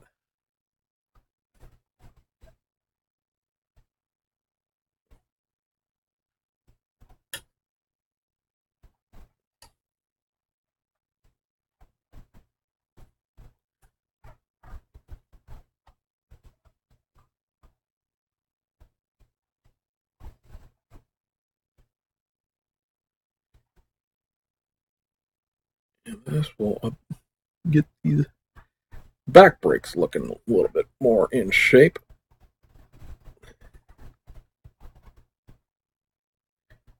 There's a question as to why I paint things in the order that I paint things. It's the old rule of two-tone. You paint your lightest color first, and then your darker colors over top of it. It's just easier to get your paint to lay down that way in the sense of how they're going to display. Obviously, if you paint, in this case, the hubs on these things are semi-gloss black. So if you painted the hubs first and you just, went over basically, and just like I'm doing, where I'm just painting these to get paint on them, I'm not really worried about the exact edges of things because it's the lightest color, and it doesn't matter what other color I'm going to put on here, the other paints will cover this chrome silver paint without any problem. Now, if you painted the black part first, you are looking at a situation where more than likely you would have to paint at least parts of the chrome silver part on the over the black, and they would not match in tone quality as far as the silver would be darker in some areas than it is in others. Of course, the obvious solution to that would be to paint the brakes a darker silver than this.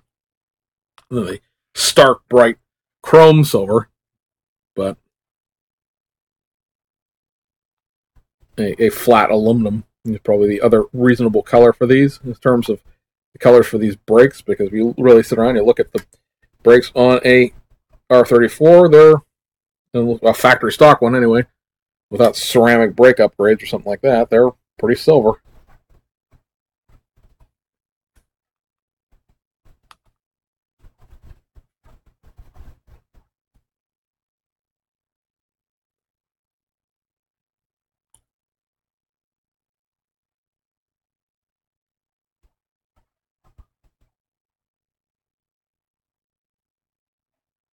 Painting brakes, you want to make sure you cover the outside edge of the caliper. Chances are the rotor, chances are you'll never see it again, but in the odd off chance that it does happen to show up when you're like looking at it at different angles, the last thing you want to do is have bare plastic on the edge of your brake rotors.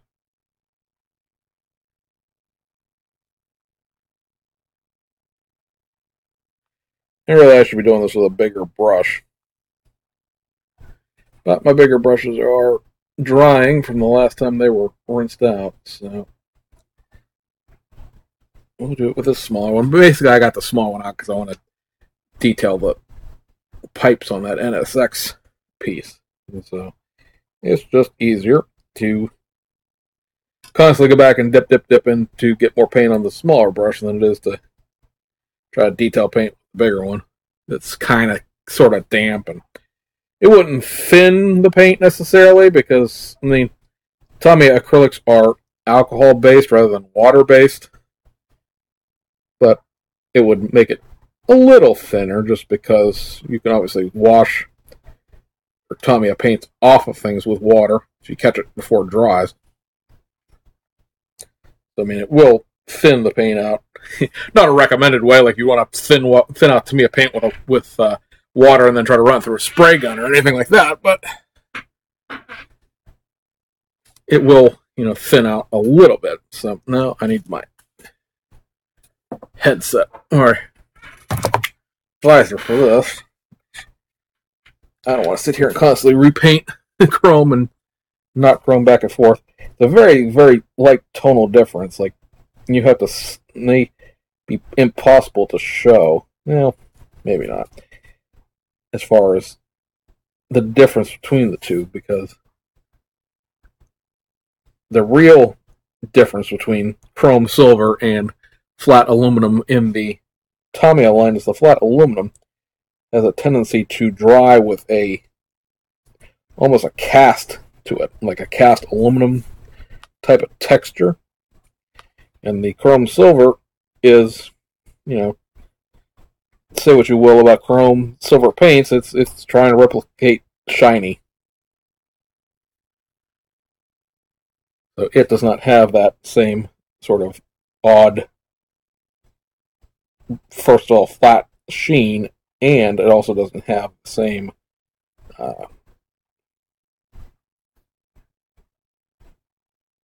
texturization to the paint.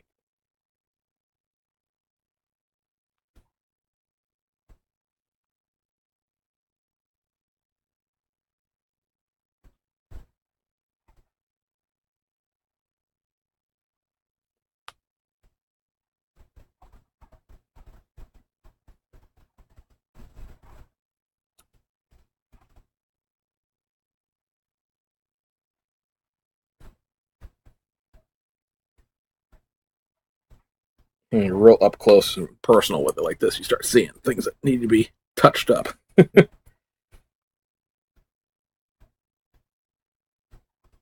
Flat aluminum is not quite good enough in terms of its coverage. See a couple places where I thought it was good, but no, under magnification and light, it's not going to cut it.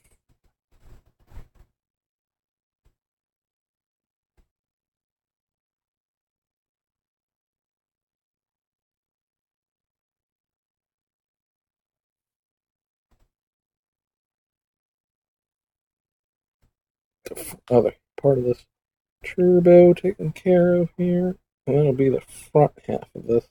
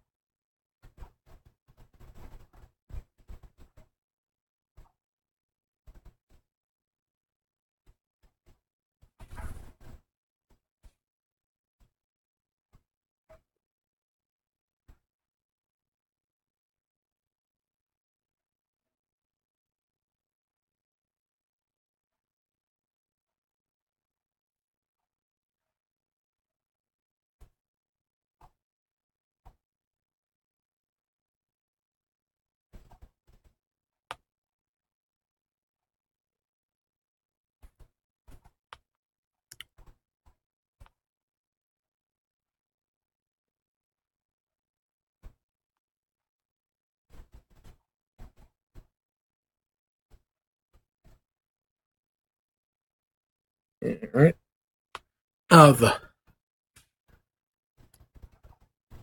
Let's see.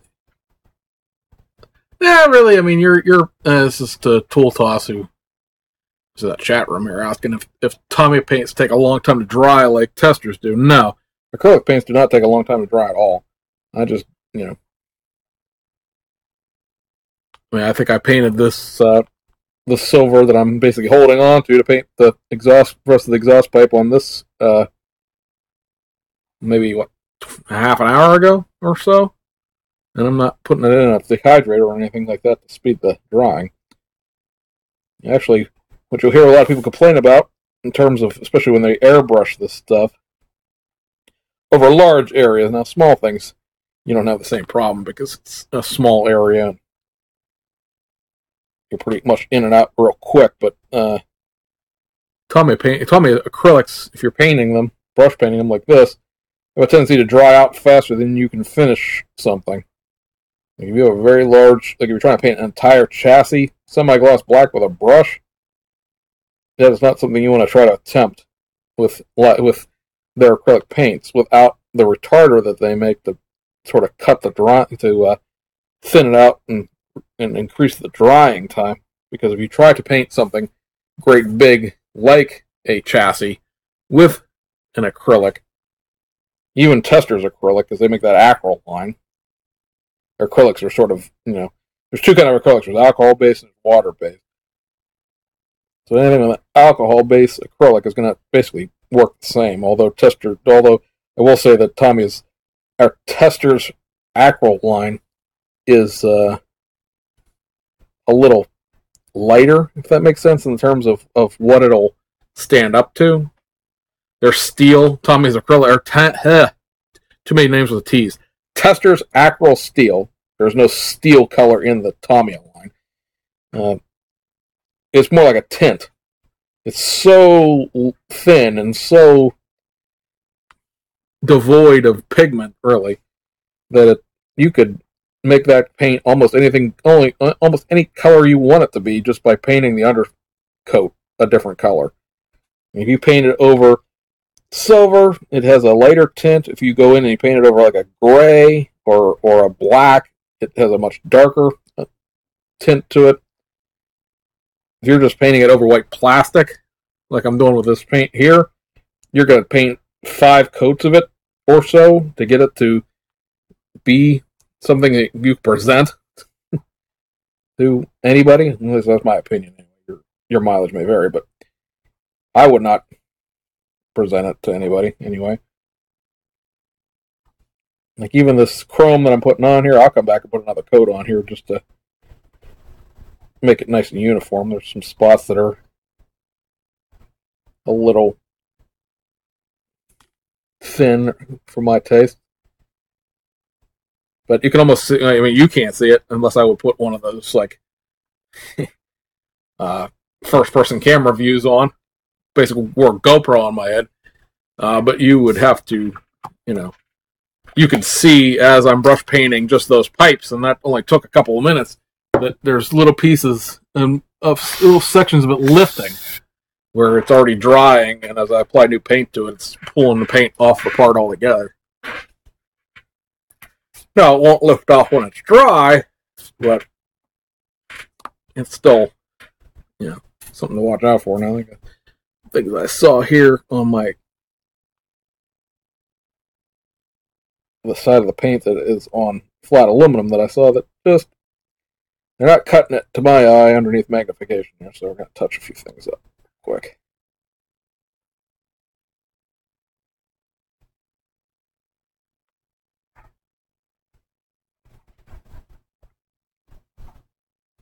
Got this little section right where the turbo meets the block that is just completely and totally not painted. Little nooks and crannies. Now, most people are going to say, well, it doesn't matter. I build for myself. I don't build for competition. And I'm not building this for competition necessarily. Now, if it comes out good, I'll put it in. But I don't build for competition necessarily either. But when you're talking about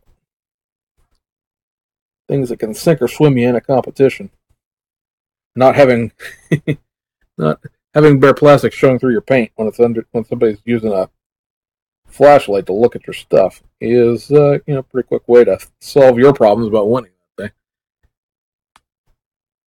And I have to admit, I shouldn't be, however people want to build is however people want to build, and I shouldn't be, not necessarily critical, but looking at other people's builds. But I know that when people post stuff online and they're like, hey, here's my latest whatever, and they flip it over and they show you their like exhaust or anything that's silver on the underside of their builds. And the first thing you notice, at least first thing I notice, which probably says more about me than them, is the fact that their exhaust or whatever is all streaky because it had one coat over bare plastic or one coat over primer. I just, I don't say anything for the most part, but it's like, come on. Did you not even look at that as you're putting it together? Is there a rule in your house that says that things can only have one coat of paint on them? Because dang, that looks kind of crappy. I would never tell out and out say to somebody, what XYZ looks like crap, but it's just sort of that one of those things that when you build, and again, not for competition, but if it's good and it's nice and I like it, I will put it in.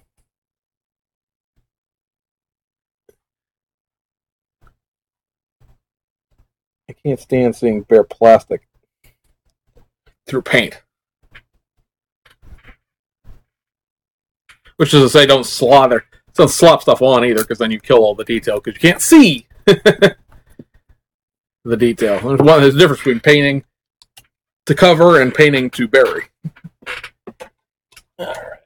I got some stuff in the chat room. I'll look at right here. Let's see.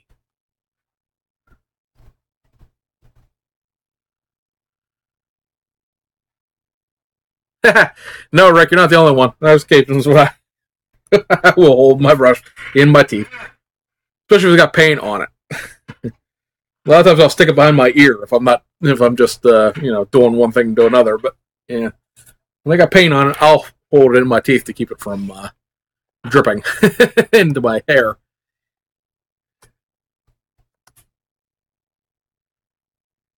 Anyway, guys, I gotta wash these off. I'll be right back in this.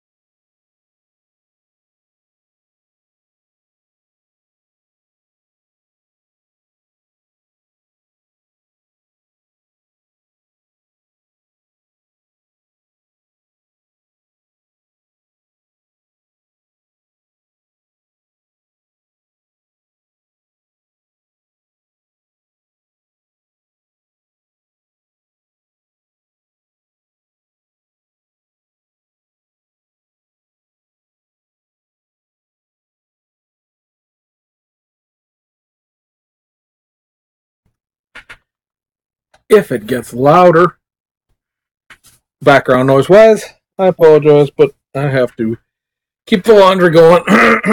So the washer will be running here shortly. It's on the other side of the basement, but you guys can hear the dryer running, so you may hear the washer running too.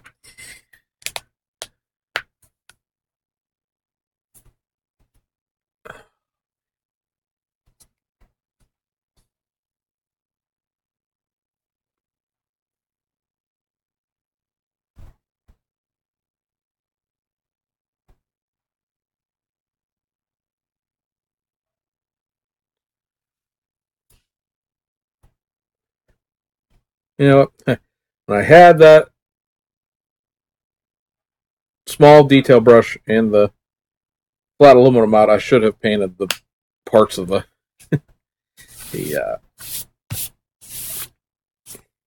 differential cradle. For the GTR, the silver parts that they needed to. Not that I couldn't grab another brush out, but I'll wait for that until the next go around. Yeah, so this looks like it's dry, so we can take this out of its tweezers. Nothing to really show you on camera here. It's just basically a axle with no flat black CV boots. So just a little depth and difference there. Much like this piece here, which is the differential off the GT2. Although I think I could probably go ahead and mount this up. Test fit it again. Goes through here, the axles go down in there, and then this part here, the glue part here.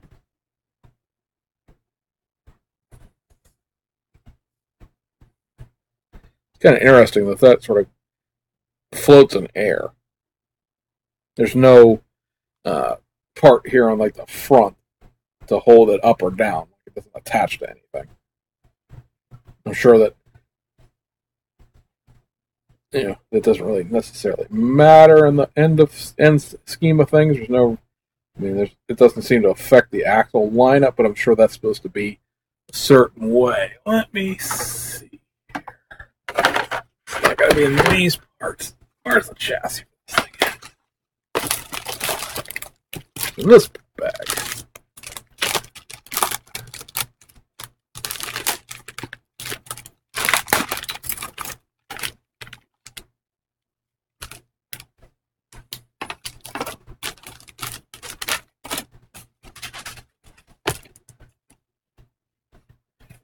Instead of taking this whole thing out of here, I'm just going to cut the chassis off the runner.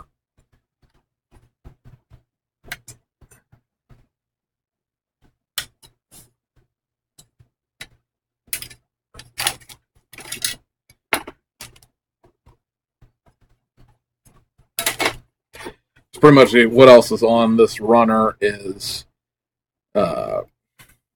interior pieces for the wing, the door handles, things like that. Nothing that is going to be imperative to the build of this vehicle for a while.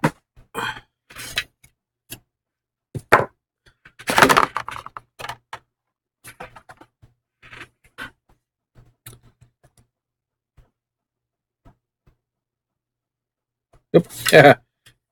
Wrong end of the car there, James.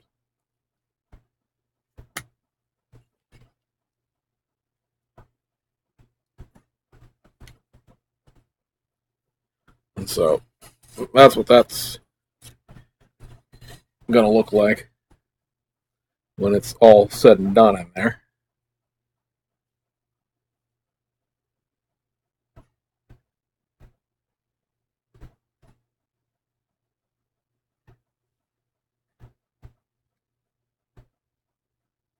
And this will be your exhaust pipes coming off the engine.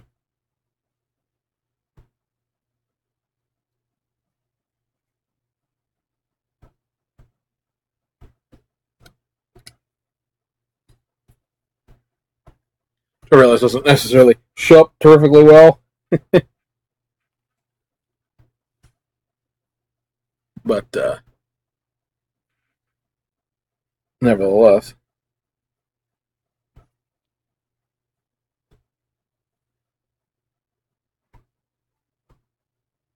it's very easy to see where you're going with these pieces because there are only attachment points on a couple of these things, so you can't swap side to side. This is pretty good fit. I mean, literally, you can just drop these in, and they are in place. If anything's wobbly here, it's this half shaft of the engine and stuff like that. What I'm going to end up doing with this, I think, is glue it in place, or put glue on the piece so that it is attached. And then I'm going to come down here and I'm just going to hold it in place like it would be when it's mounted, and then take the whole cradle back out again. That way it'll be lined up with the engine, because it's basically part of the bell housing of the engine is in here too. And that way it'll be all nice and square when it mounts up in there. Because I have to put the upper A arms on here, the brakes have to go on there. A couple 5 pieces that need to go on here before we start getting into really mounting the chassis. Oops. Chassis is like step 2, I guess, technically speaking, but we got to paint the whole chassis, and then the inner fender wells and the the outside edge of where the engine is. This all has to be gloss black for the body, or be whatever body color you would be doing. So it's up to you as far as that, but this car is going to be black. So this will be gloss black. The outside surround there will be gloss black. Actually, the front wheel wells themselves, as well as parts of the front of the subframe around the front, they're going to be gloss black as well, again, because of the engine. The whole thing itself will be primer gray. And then there are tiny little radiators up here for the, I think it's probably going to be for brake cooling more than likely. Obviously, the engine's in the back of this car, so having radiators up front, not really all that particularly helpful. So these are going to be brake coolers. Those have to be painted silver. We'll put some detail wash on those to make them not be a uniform color when it's done.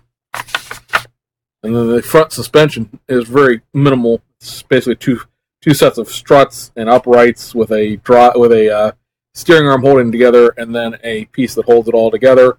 And then there'll be a piece that fits in here, basically, that covers the drive shaft. And then ultimately, when it comes down to it, there will be a 2 pieces. And I'm going to flip this onto the page that shows it. And it's going to be upside down or sideways to you guys.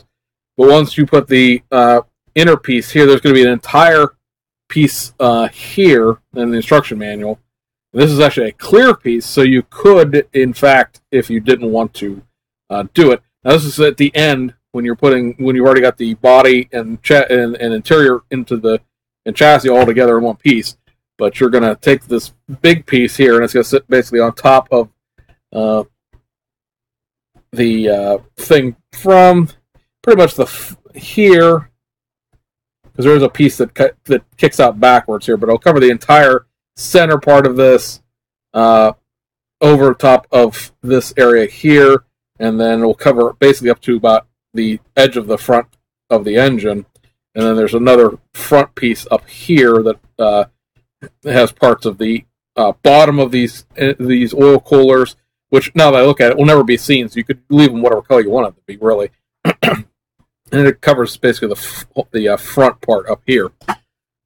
When you paint the GT3 version of the Porsche, the Fujimi kit, it tells you to detail paint actually, it tells you not to bother even detail painting the engine, because with that thing, there's basically slip plates that go over the entire thing, and the engine gets completely covered, so you never actually ever even see it again. So this Porsche is really well detailed. I like the kit. I built the 911 Carrera street car that's sort of kind of this kit. There is, of course, a street version of this kit. It's another Tamiya kit, obviously. And so I was going to show it to you, but of course, the one thing that's still sitting on the Porsche shelf. But there's a street version of this car as well. It has a cage and everything, but it's a street version But yeah, I like this. Yeah. I'm not a really big, huge, terribly large fan of Porsches to begin with, really, but I like this. This is a good model more than it is. It'd be a crappy car, but if it's a good model, I'll enjoy building it. So we'll take this whole piece out of here. And I'm going to go ahead and get some glue on the little pin here, and we'll set it back down in there to dry.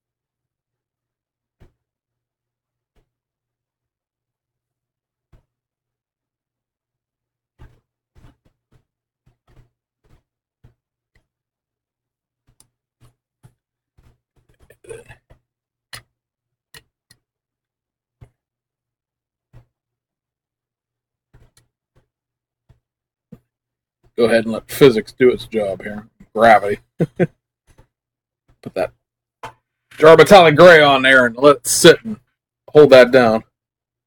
Punches back. Everybody run. Hide your children. Get your daughters off the lawn.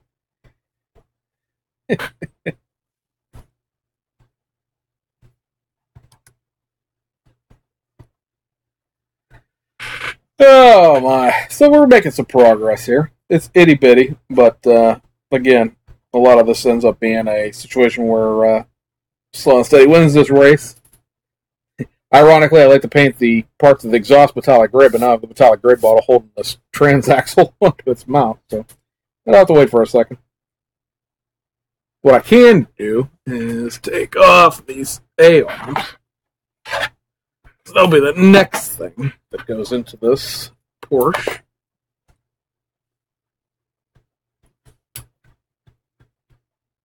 And I'll flip the camera back around when I'm ready to work on these. I'm just cutting them off so that I'm not forgetting about them.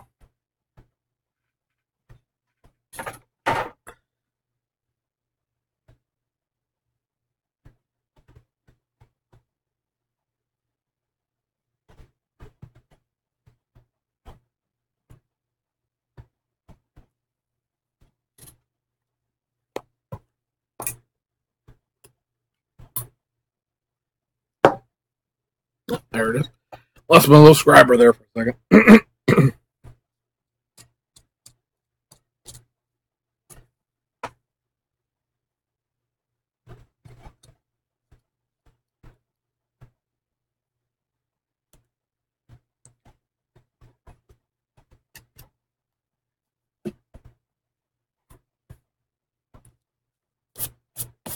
And off camera here, I'm just basically cutting a little bit of mold line that's obnoxious in a couple places off of here. I don't want to obliterate it entirely on the whole piece because it is a cast aluminum piece and it would have a mold line in real life, but that one piece had would really be considered to be, as far as autonomy would be concerned, be a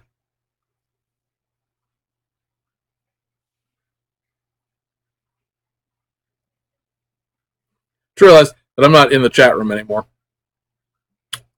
I've somehow started a episode of the Stash Project in the background. Like, why am I talking so much? I know I'm not doing that kind of talking in real life. There we go. Now I'm back on the channel.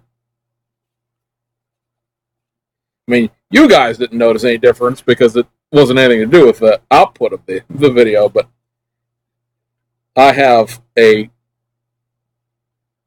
semi-live version of the show.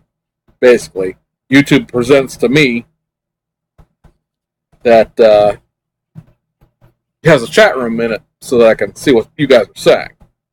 I accidentally clicked off of that. Whoops. Oops. I did not mean to do that.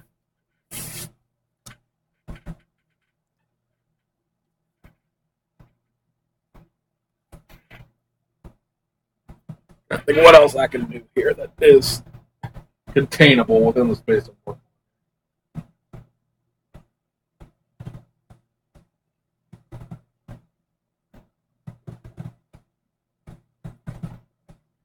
A lot of chit chat going on in the YouTube group, bigger build off group. We have the two GT3 cars, but I'm not sure I can really do much with these the way they're sitting. I still need decals on the interior. I don't feel like doing that. I can paint the inner fenders. But I can paint the inner fenders on the Bimmer instead.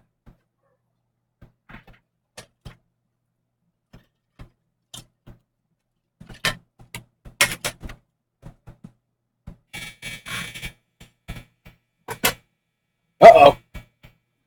Yeah, that buzzer means the laundry's dry. I'm going to pick these inner fender well.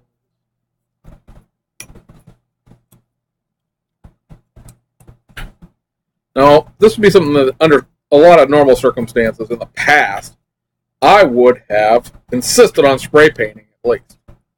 I, however, having built a couple of these up now, or at least in pieces, realize how much of this you'll see when it's built, and you can't see any of it because the chassis will sit so tight you'll never see the upper parts of this. You could really, literally not even paint the inside of these, or the outside of these. And then the wheels sit so tight you'll never actually see the inner fender well. It is one of those things that would be kind of obvious when you flipped it over and looked at it that, oh, hey, that's bare plastic. But, having a gloriously smooth and non-brush painty surface really isn't that big of a deal on these because, again, you wind up never seeing them again. I'm going to throw some paint on these on the side you'll never see just because they'll match everything else in case you can see these through the back window for some reason because the kit doesn't fit together the right way. But again, it's going to be a very, very, very roughed in paint job. I'm not really concerned about the quality here.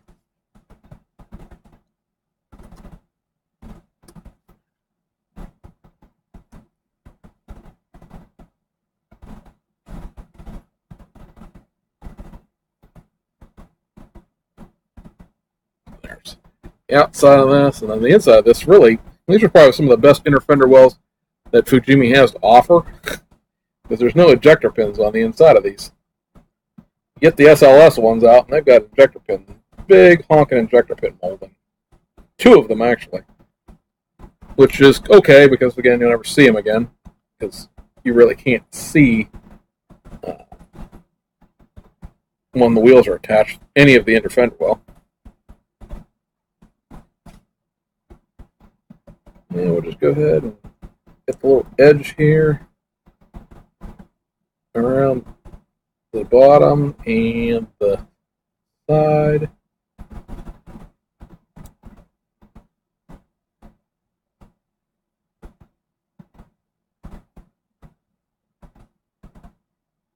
There's that one. We'll flip this back over. Again, do a real quick and dirty outer coat on this. Well, I only use one coat of paint on this, to be honest, because it's already black on black, so it's not like it's got anything to cover. I just don't want it to be shiny kit plastic.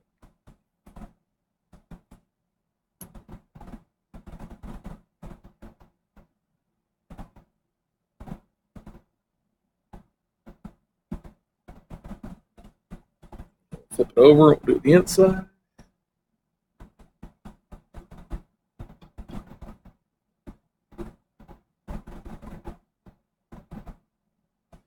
actually kind of interesting because you can see the tool marks in the inside of these fender wells where they've gone and through and not polished it, but cut the surface.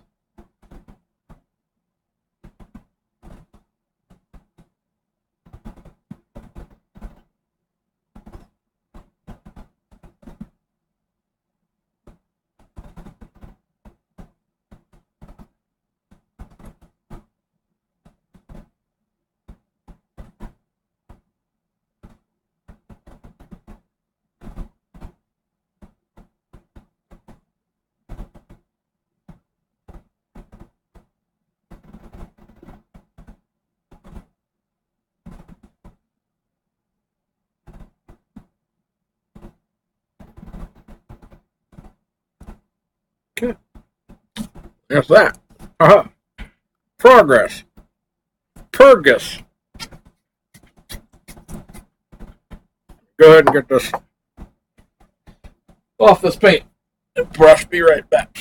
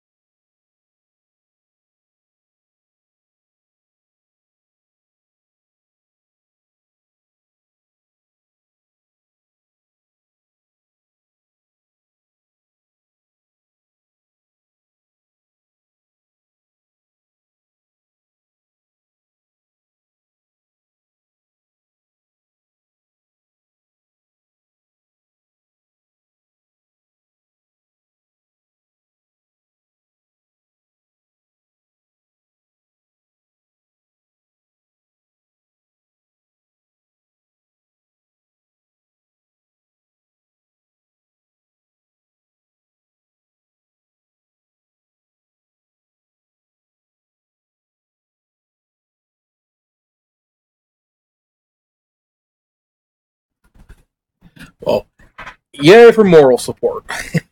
Reading the chat. If you saw my hands come through the screen there, I was putting away those decals and that resin dashboard. As I had them out only because I wanted to sort of show them to you guys or anybody who happens to check out the very beginning of this video in the future.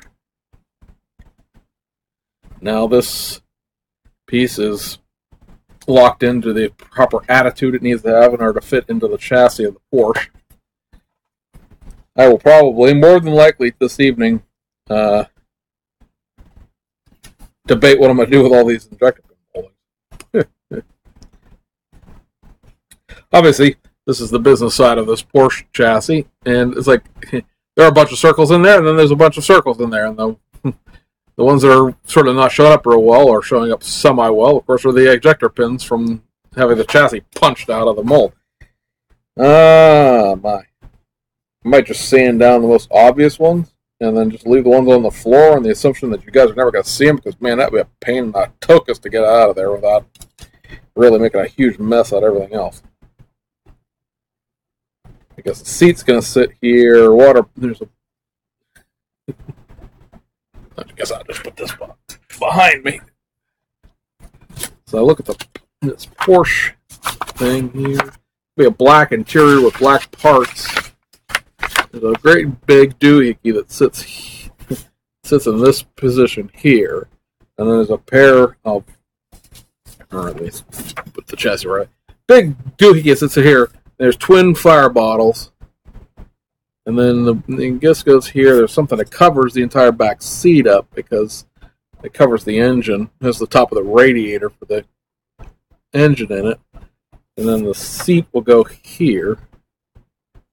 Or seat goes here, rather. And then there's a piece that goes over this one. So really, this one right here in the middle. Only one that really stands out. Smooth that sucker right on off here. I was going to say I was going to wash the body so I could paint it tomorrow, but deal with this ejector pin first.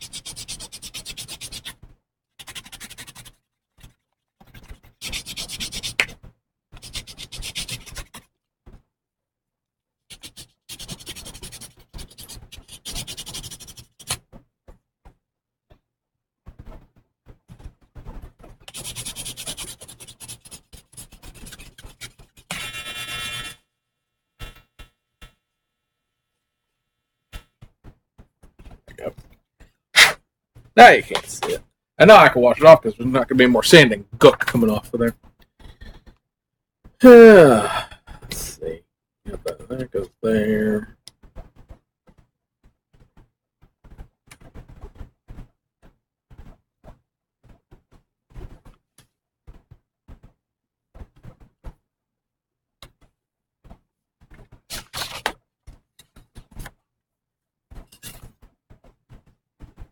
So I was to think with a black, gloss black interior box this is going to be. With everything being black around it, including the roll caging. You're not, and full windows, as is the Japanese norm. I really don't think you're going to see it, to be honest.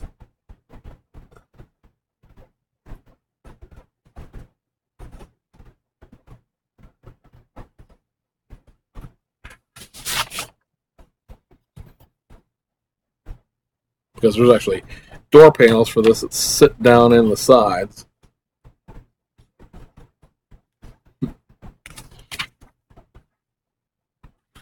Well, you know what? I've got 7 of these to build. We're just going to use this one as sort of a test bed.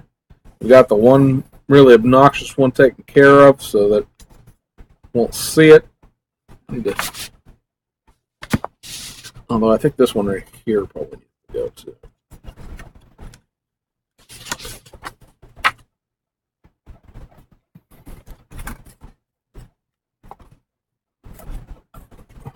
Oh, there it is. Looking for my hefty duty.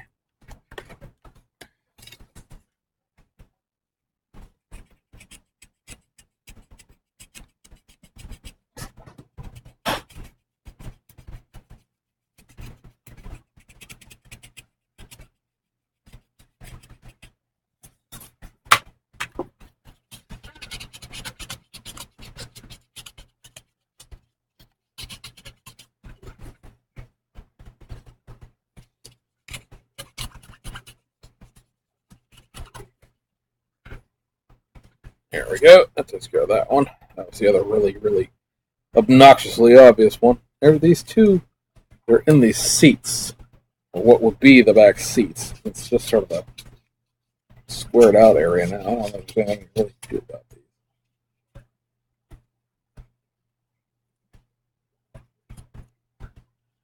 So we're just going to roll with it.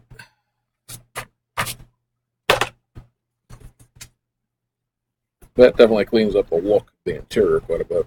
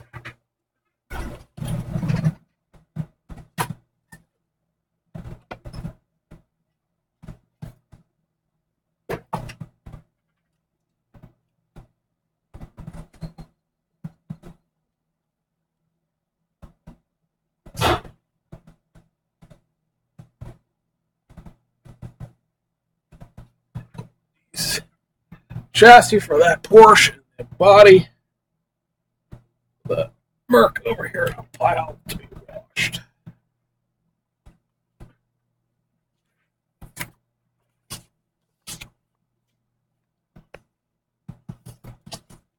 Now this XF56 is being used as a paperweight anymore.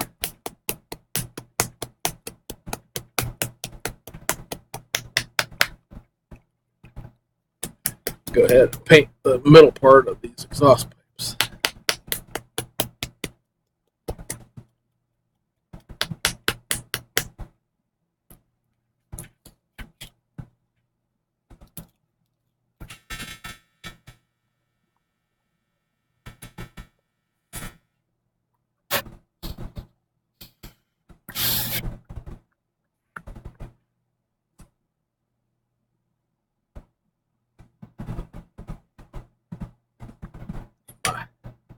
Need my visitor.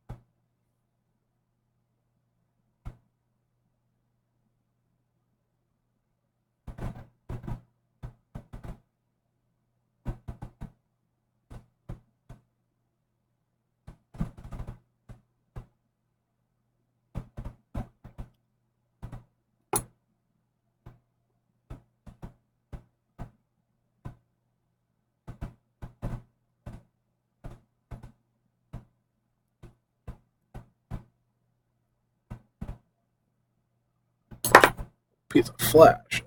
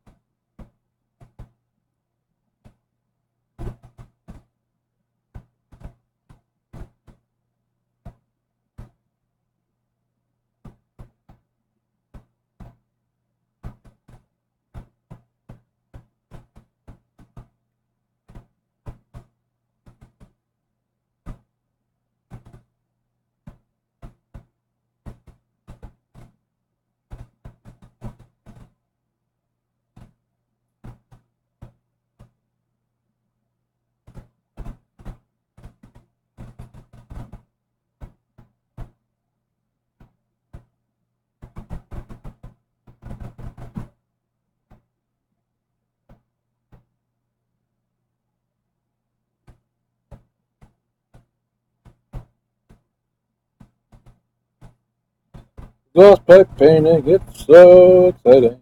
Yeah. Good theme song for this part of the show.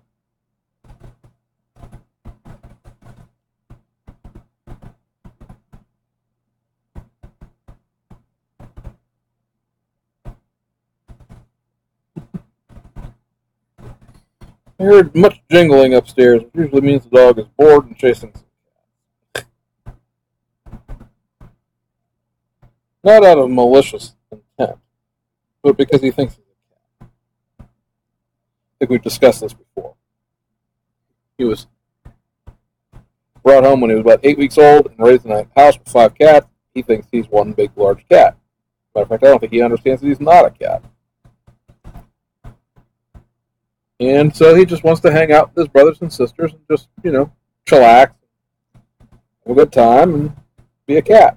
Fortunately, they're not really all that up on that idea. They'd rather him just keep his great big 100-pound self to himself and not bother them.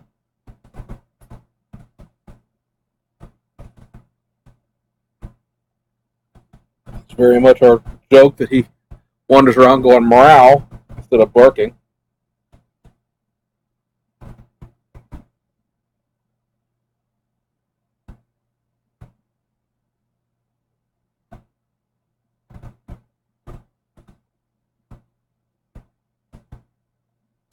It really does take quite a bit to get him to bark. He whines a lot. I think he's trying to make a cat noise. Just assumes that this is the noise that all the other animals in this house make. I should make this noise too. Great, because he rubs against you like he's a gigantic house cat. Instead of just sitting around getting petted, he rubs against you.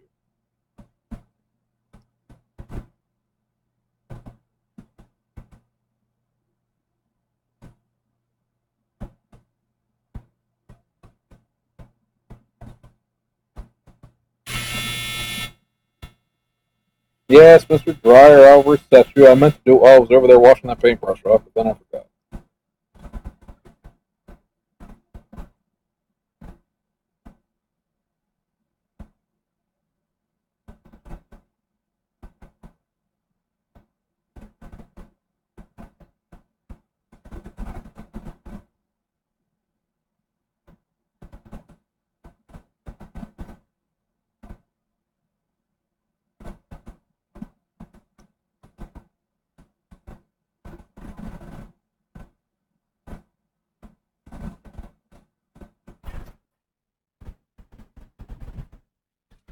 There's one of those. It's going to take another coat of paint on there to get it to be covering black, but at least it's on there.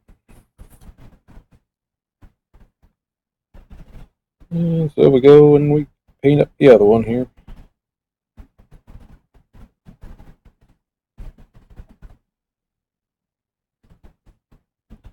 Now this metallic gray, which is FF56. This is the steel as far as Tamiya is concerned.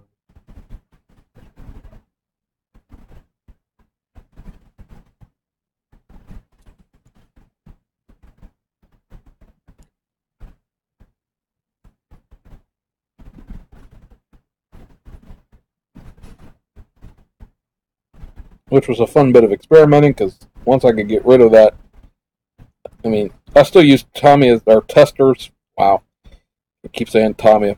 I still use testers Acryl steel every now and then when I'm trying to get a color that I don't think really matches an existing color.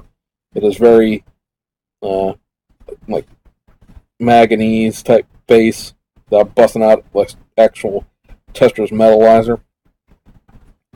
That stuff, of course, is enamel and clean up and blah blah blah, and I'd rather not clean up anything if I don't have to.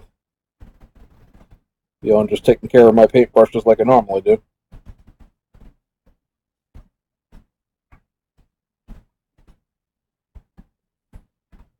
It was quite nice to sort of put that away and not use it ever again, basically, because there's a Tamiya color that corresponds.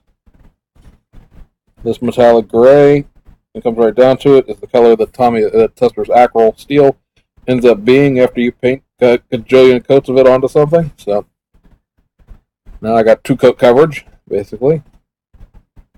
And I mean, Tesla's Acryl being in acrylic paint, you could clean up the same way I clean up these testers, or clean up these Tamiya paints, but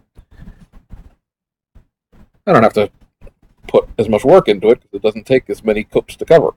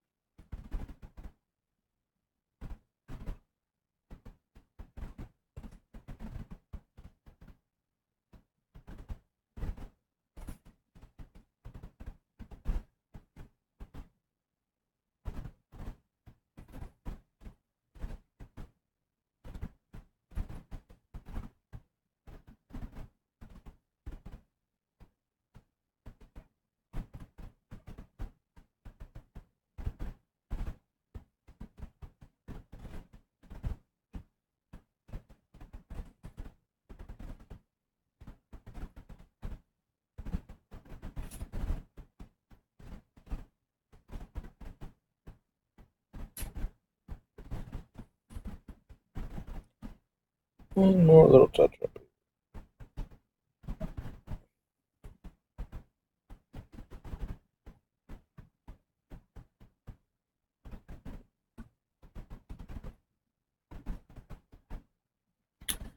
And there's the other one of those.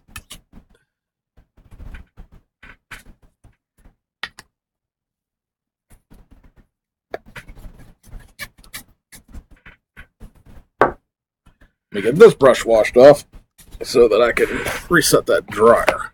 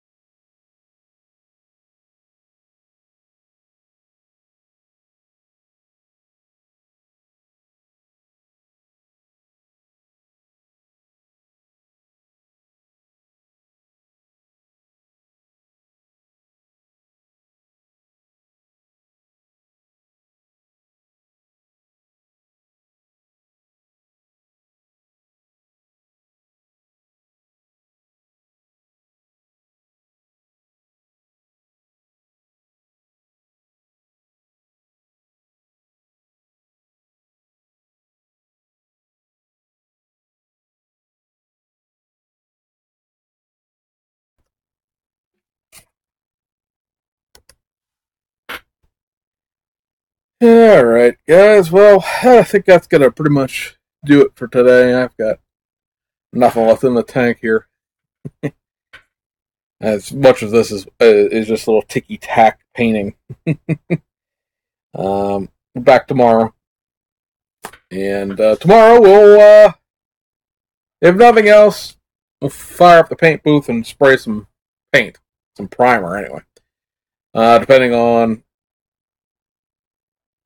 how things go, we may go ahead and paint the SLS too, because it's going to be white, so it's not like it's a big color differentiation over the primer. But we're going to primer the SLS for sure. We're going to go ahead and primer the chassis for the GT2 Porsche, just because it's going to be that color anyway.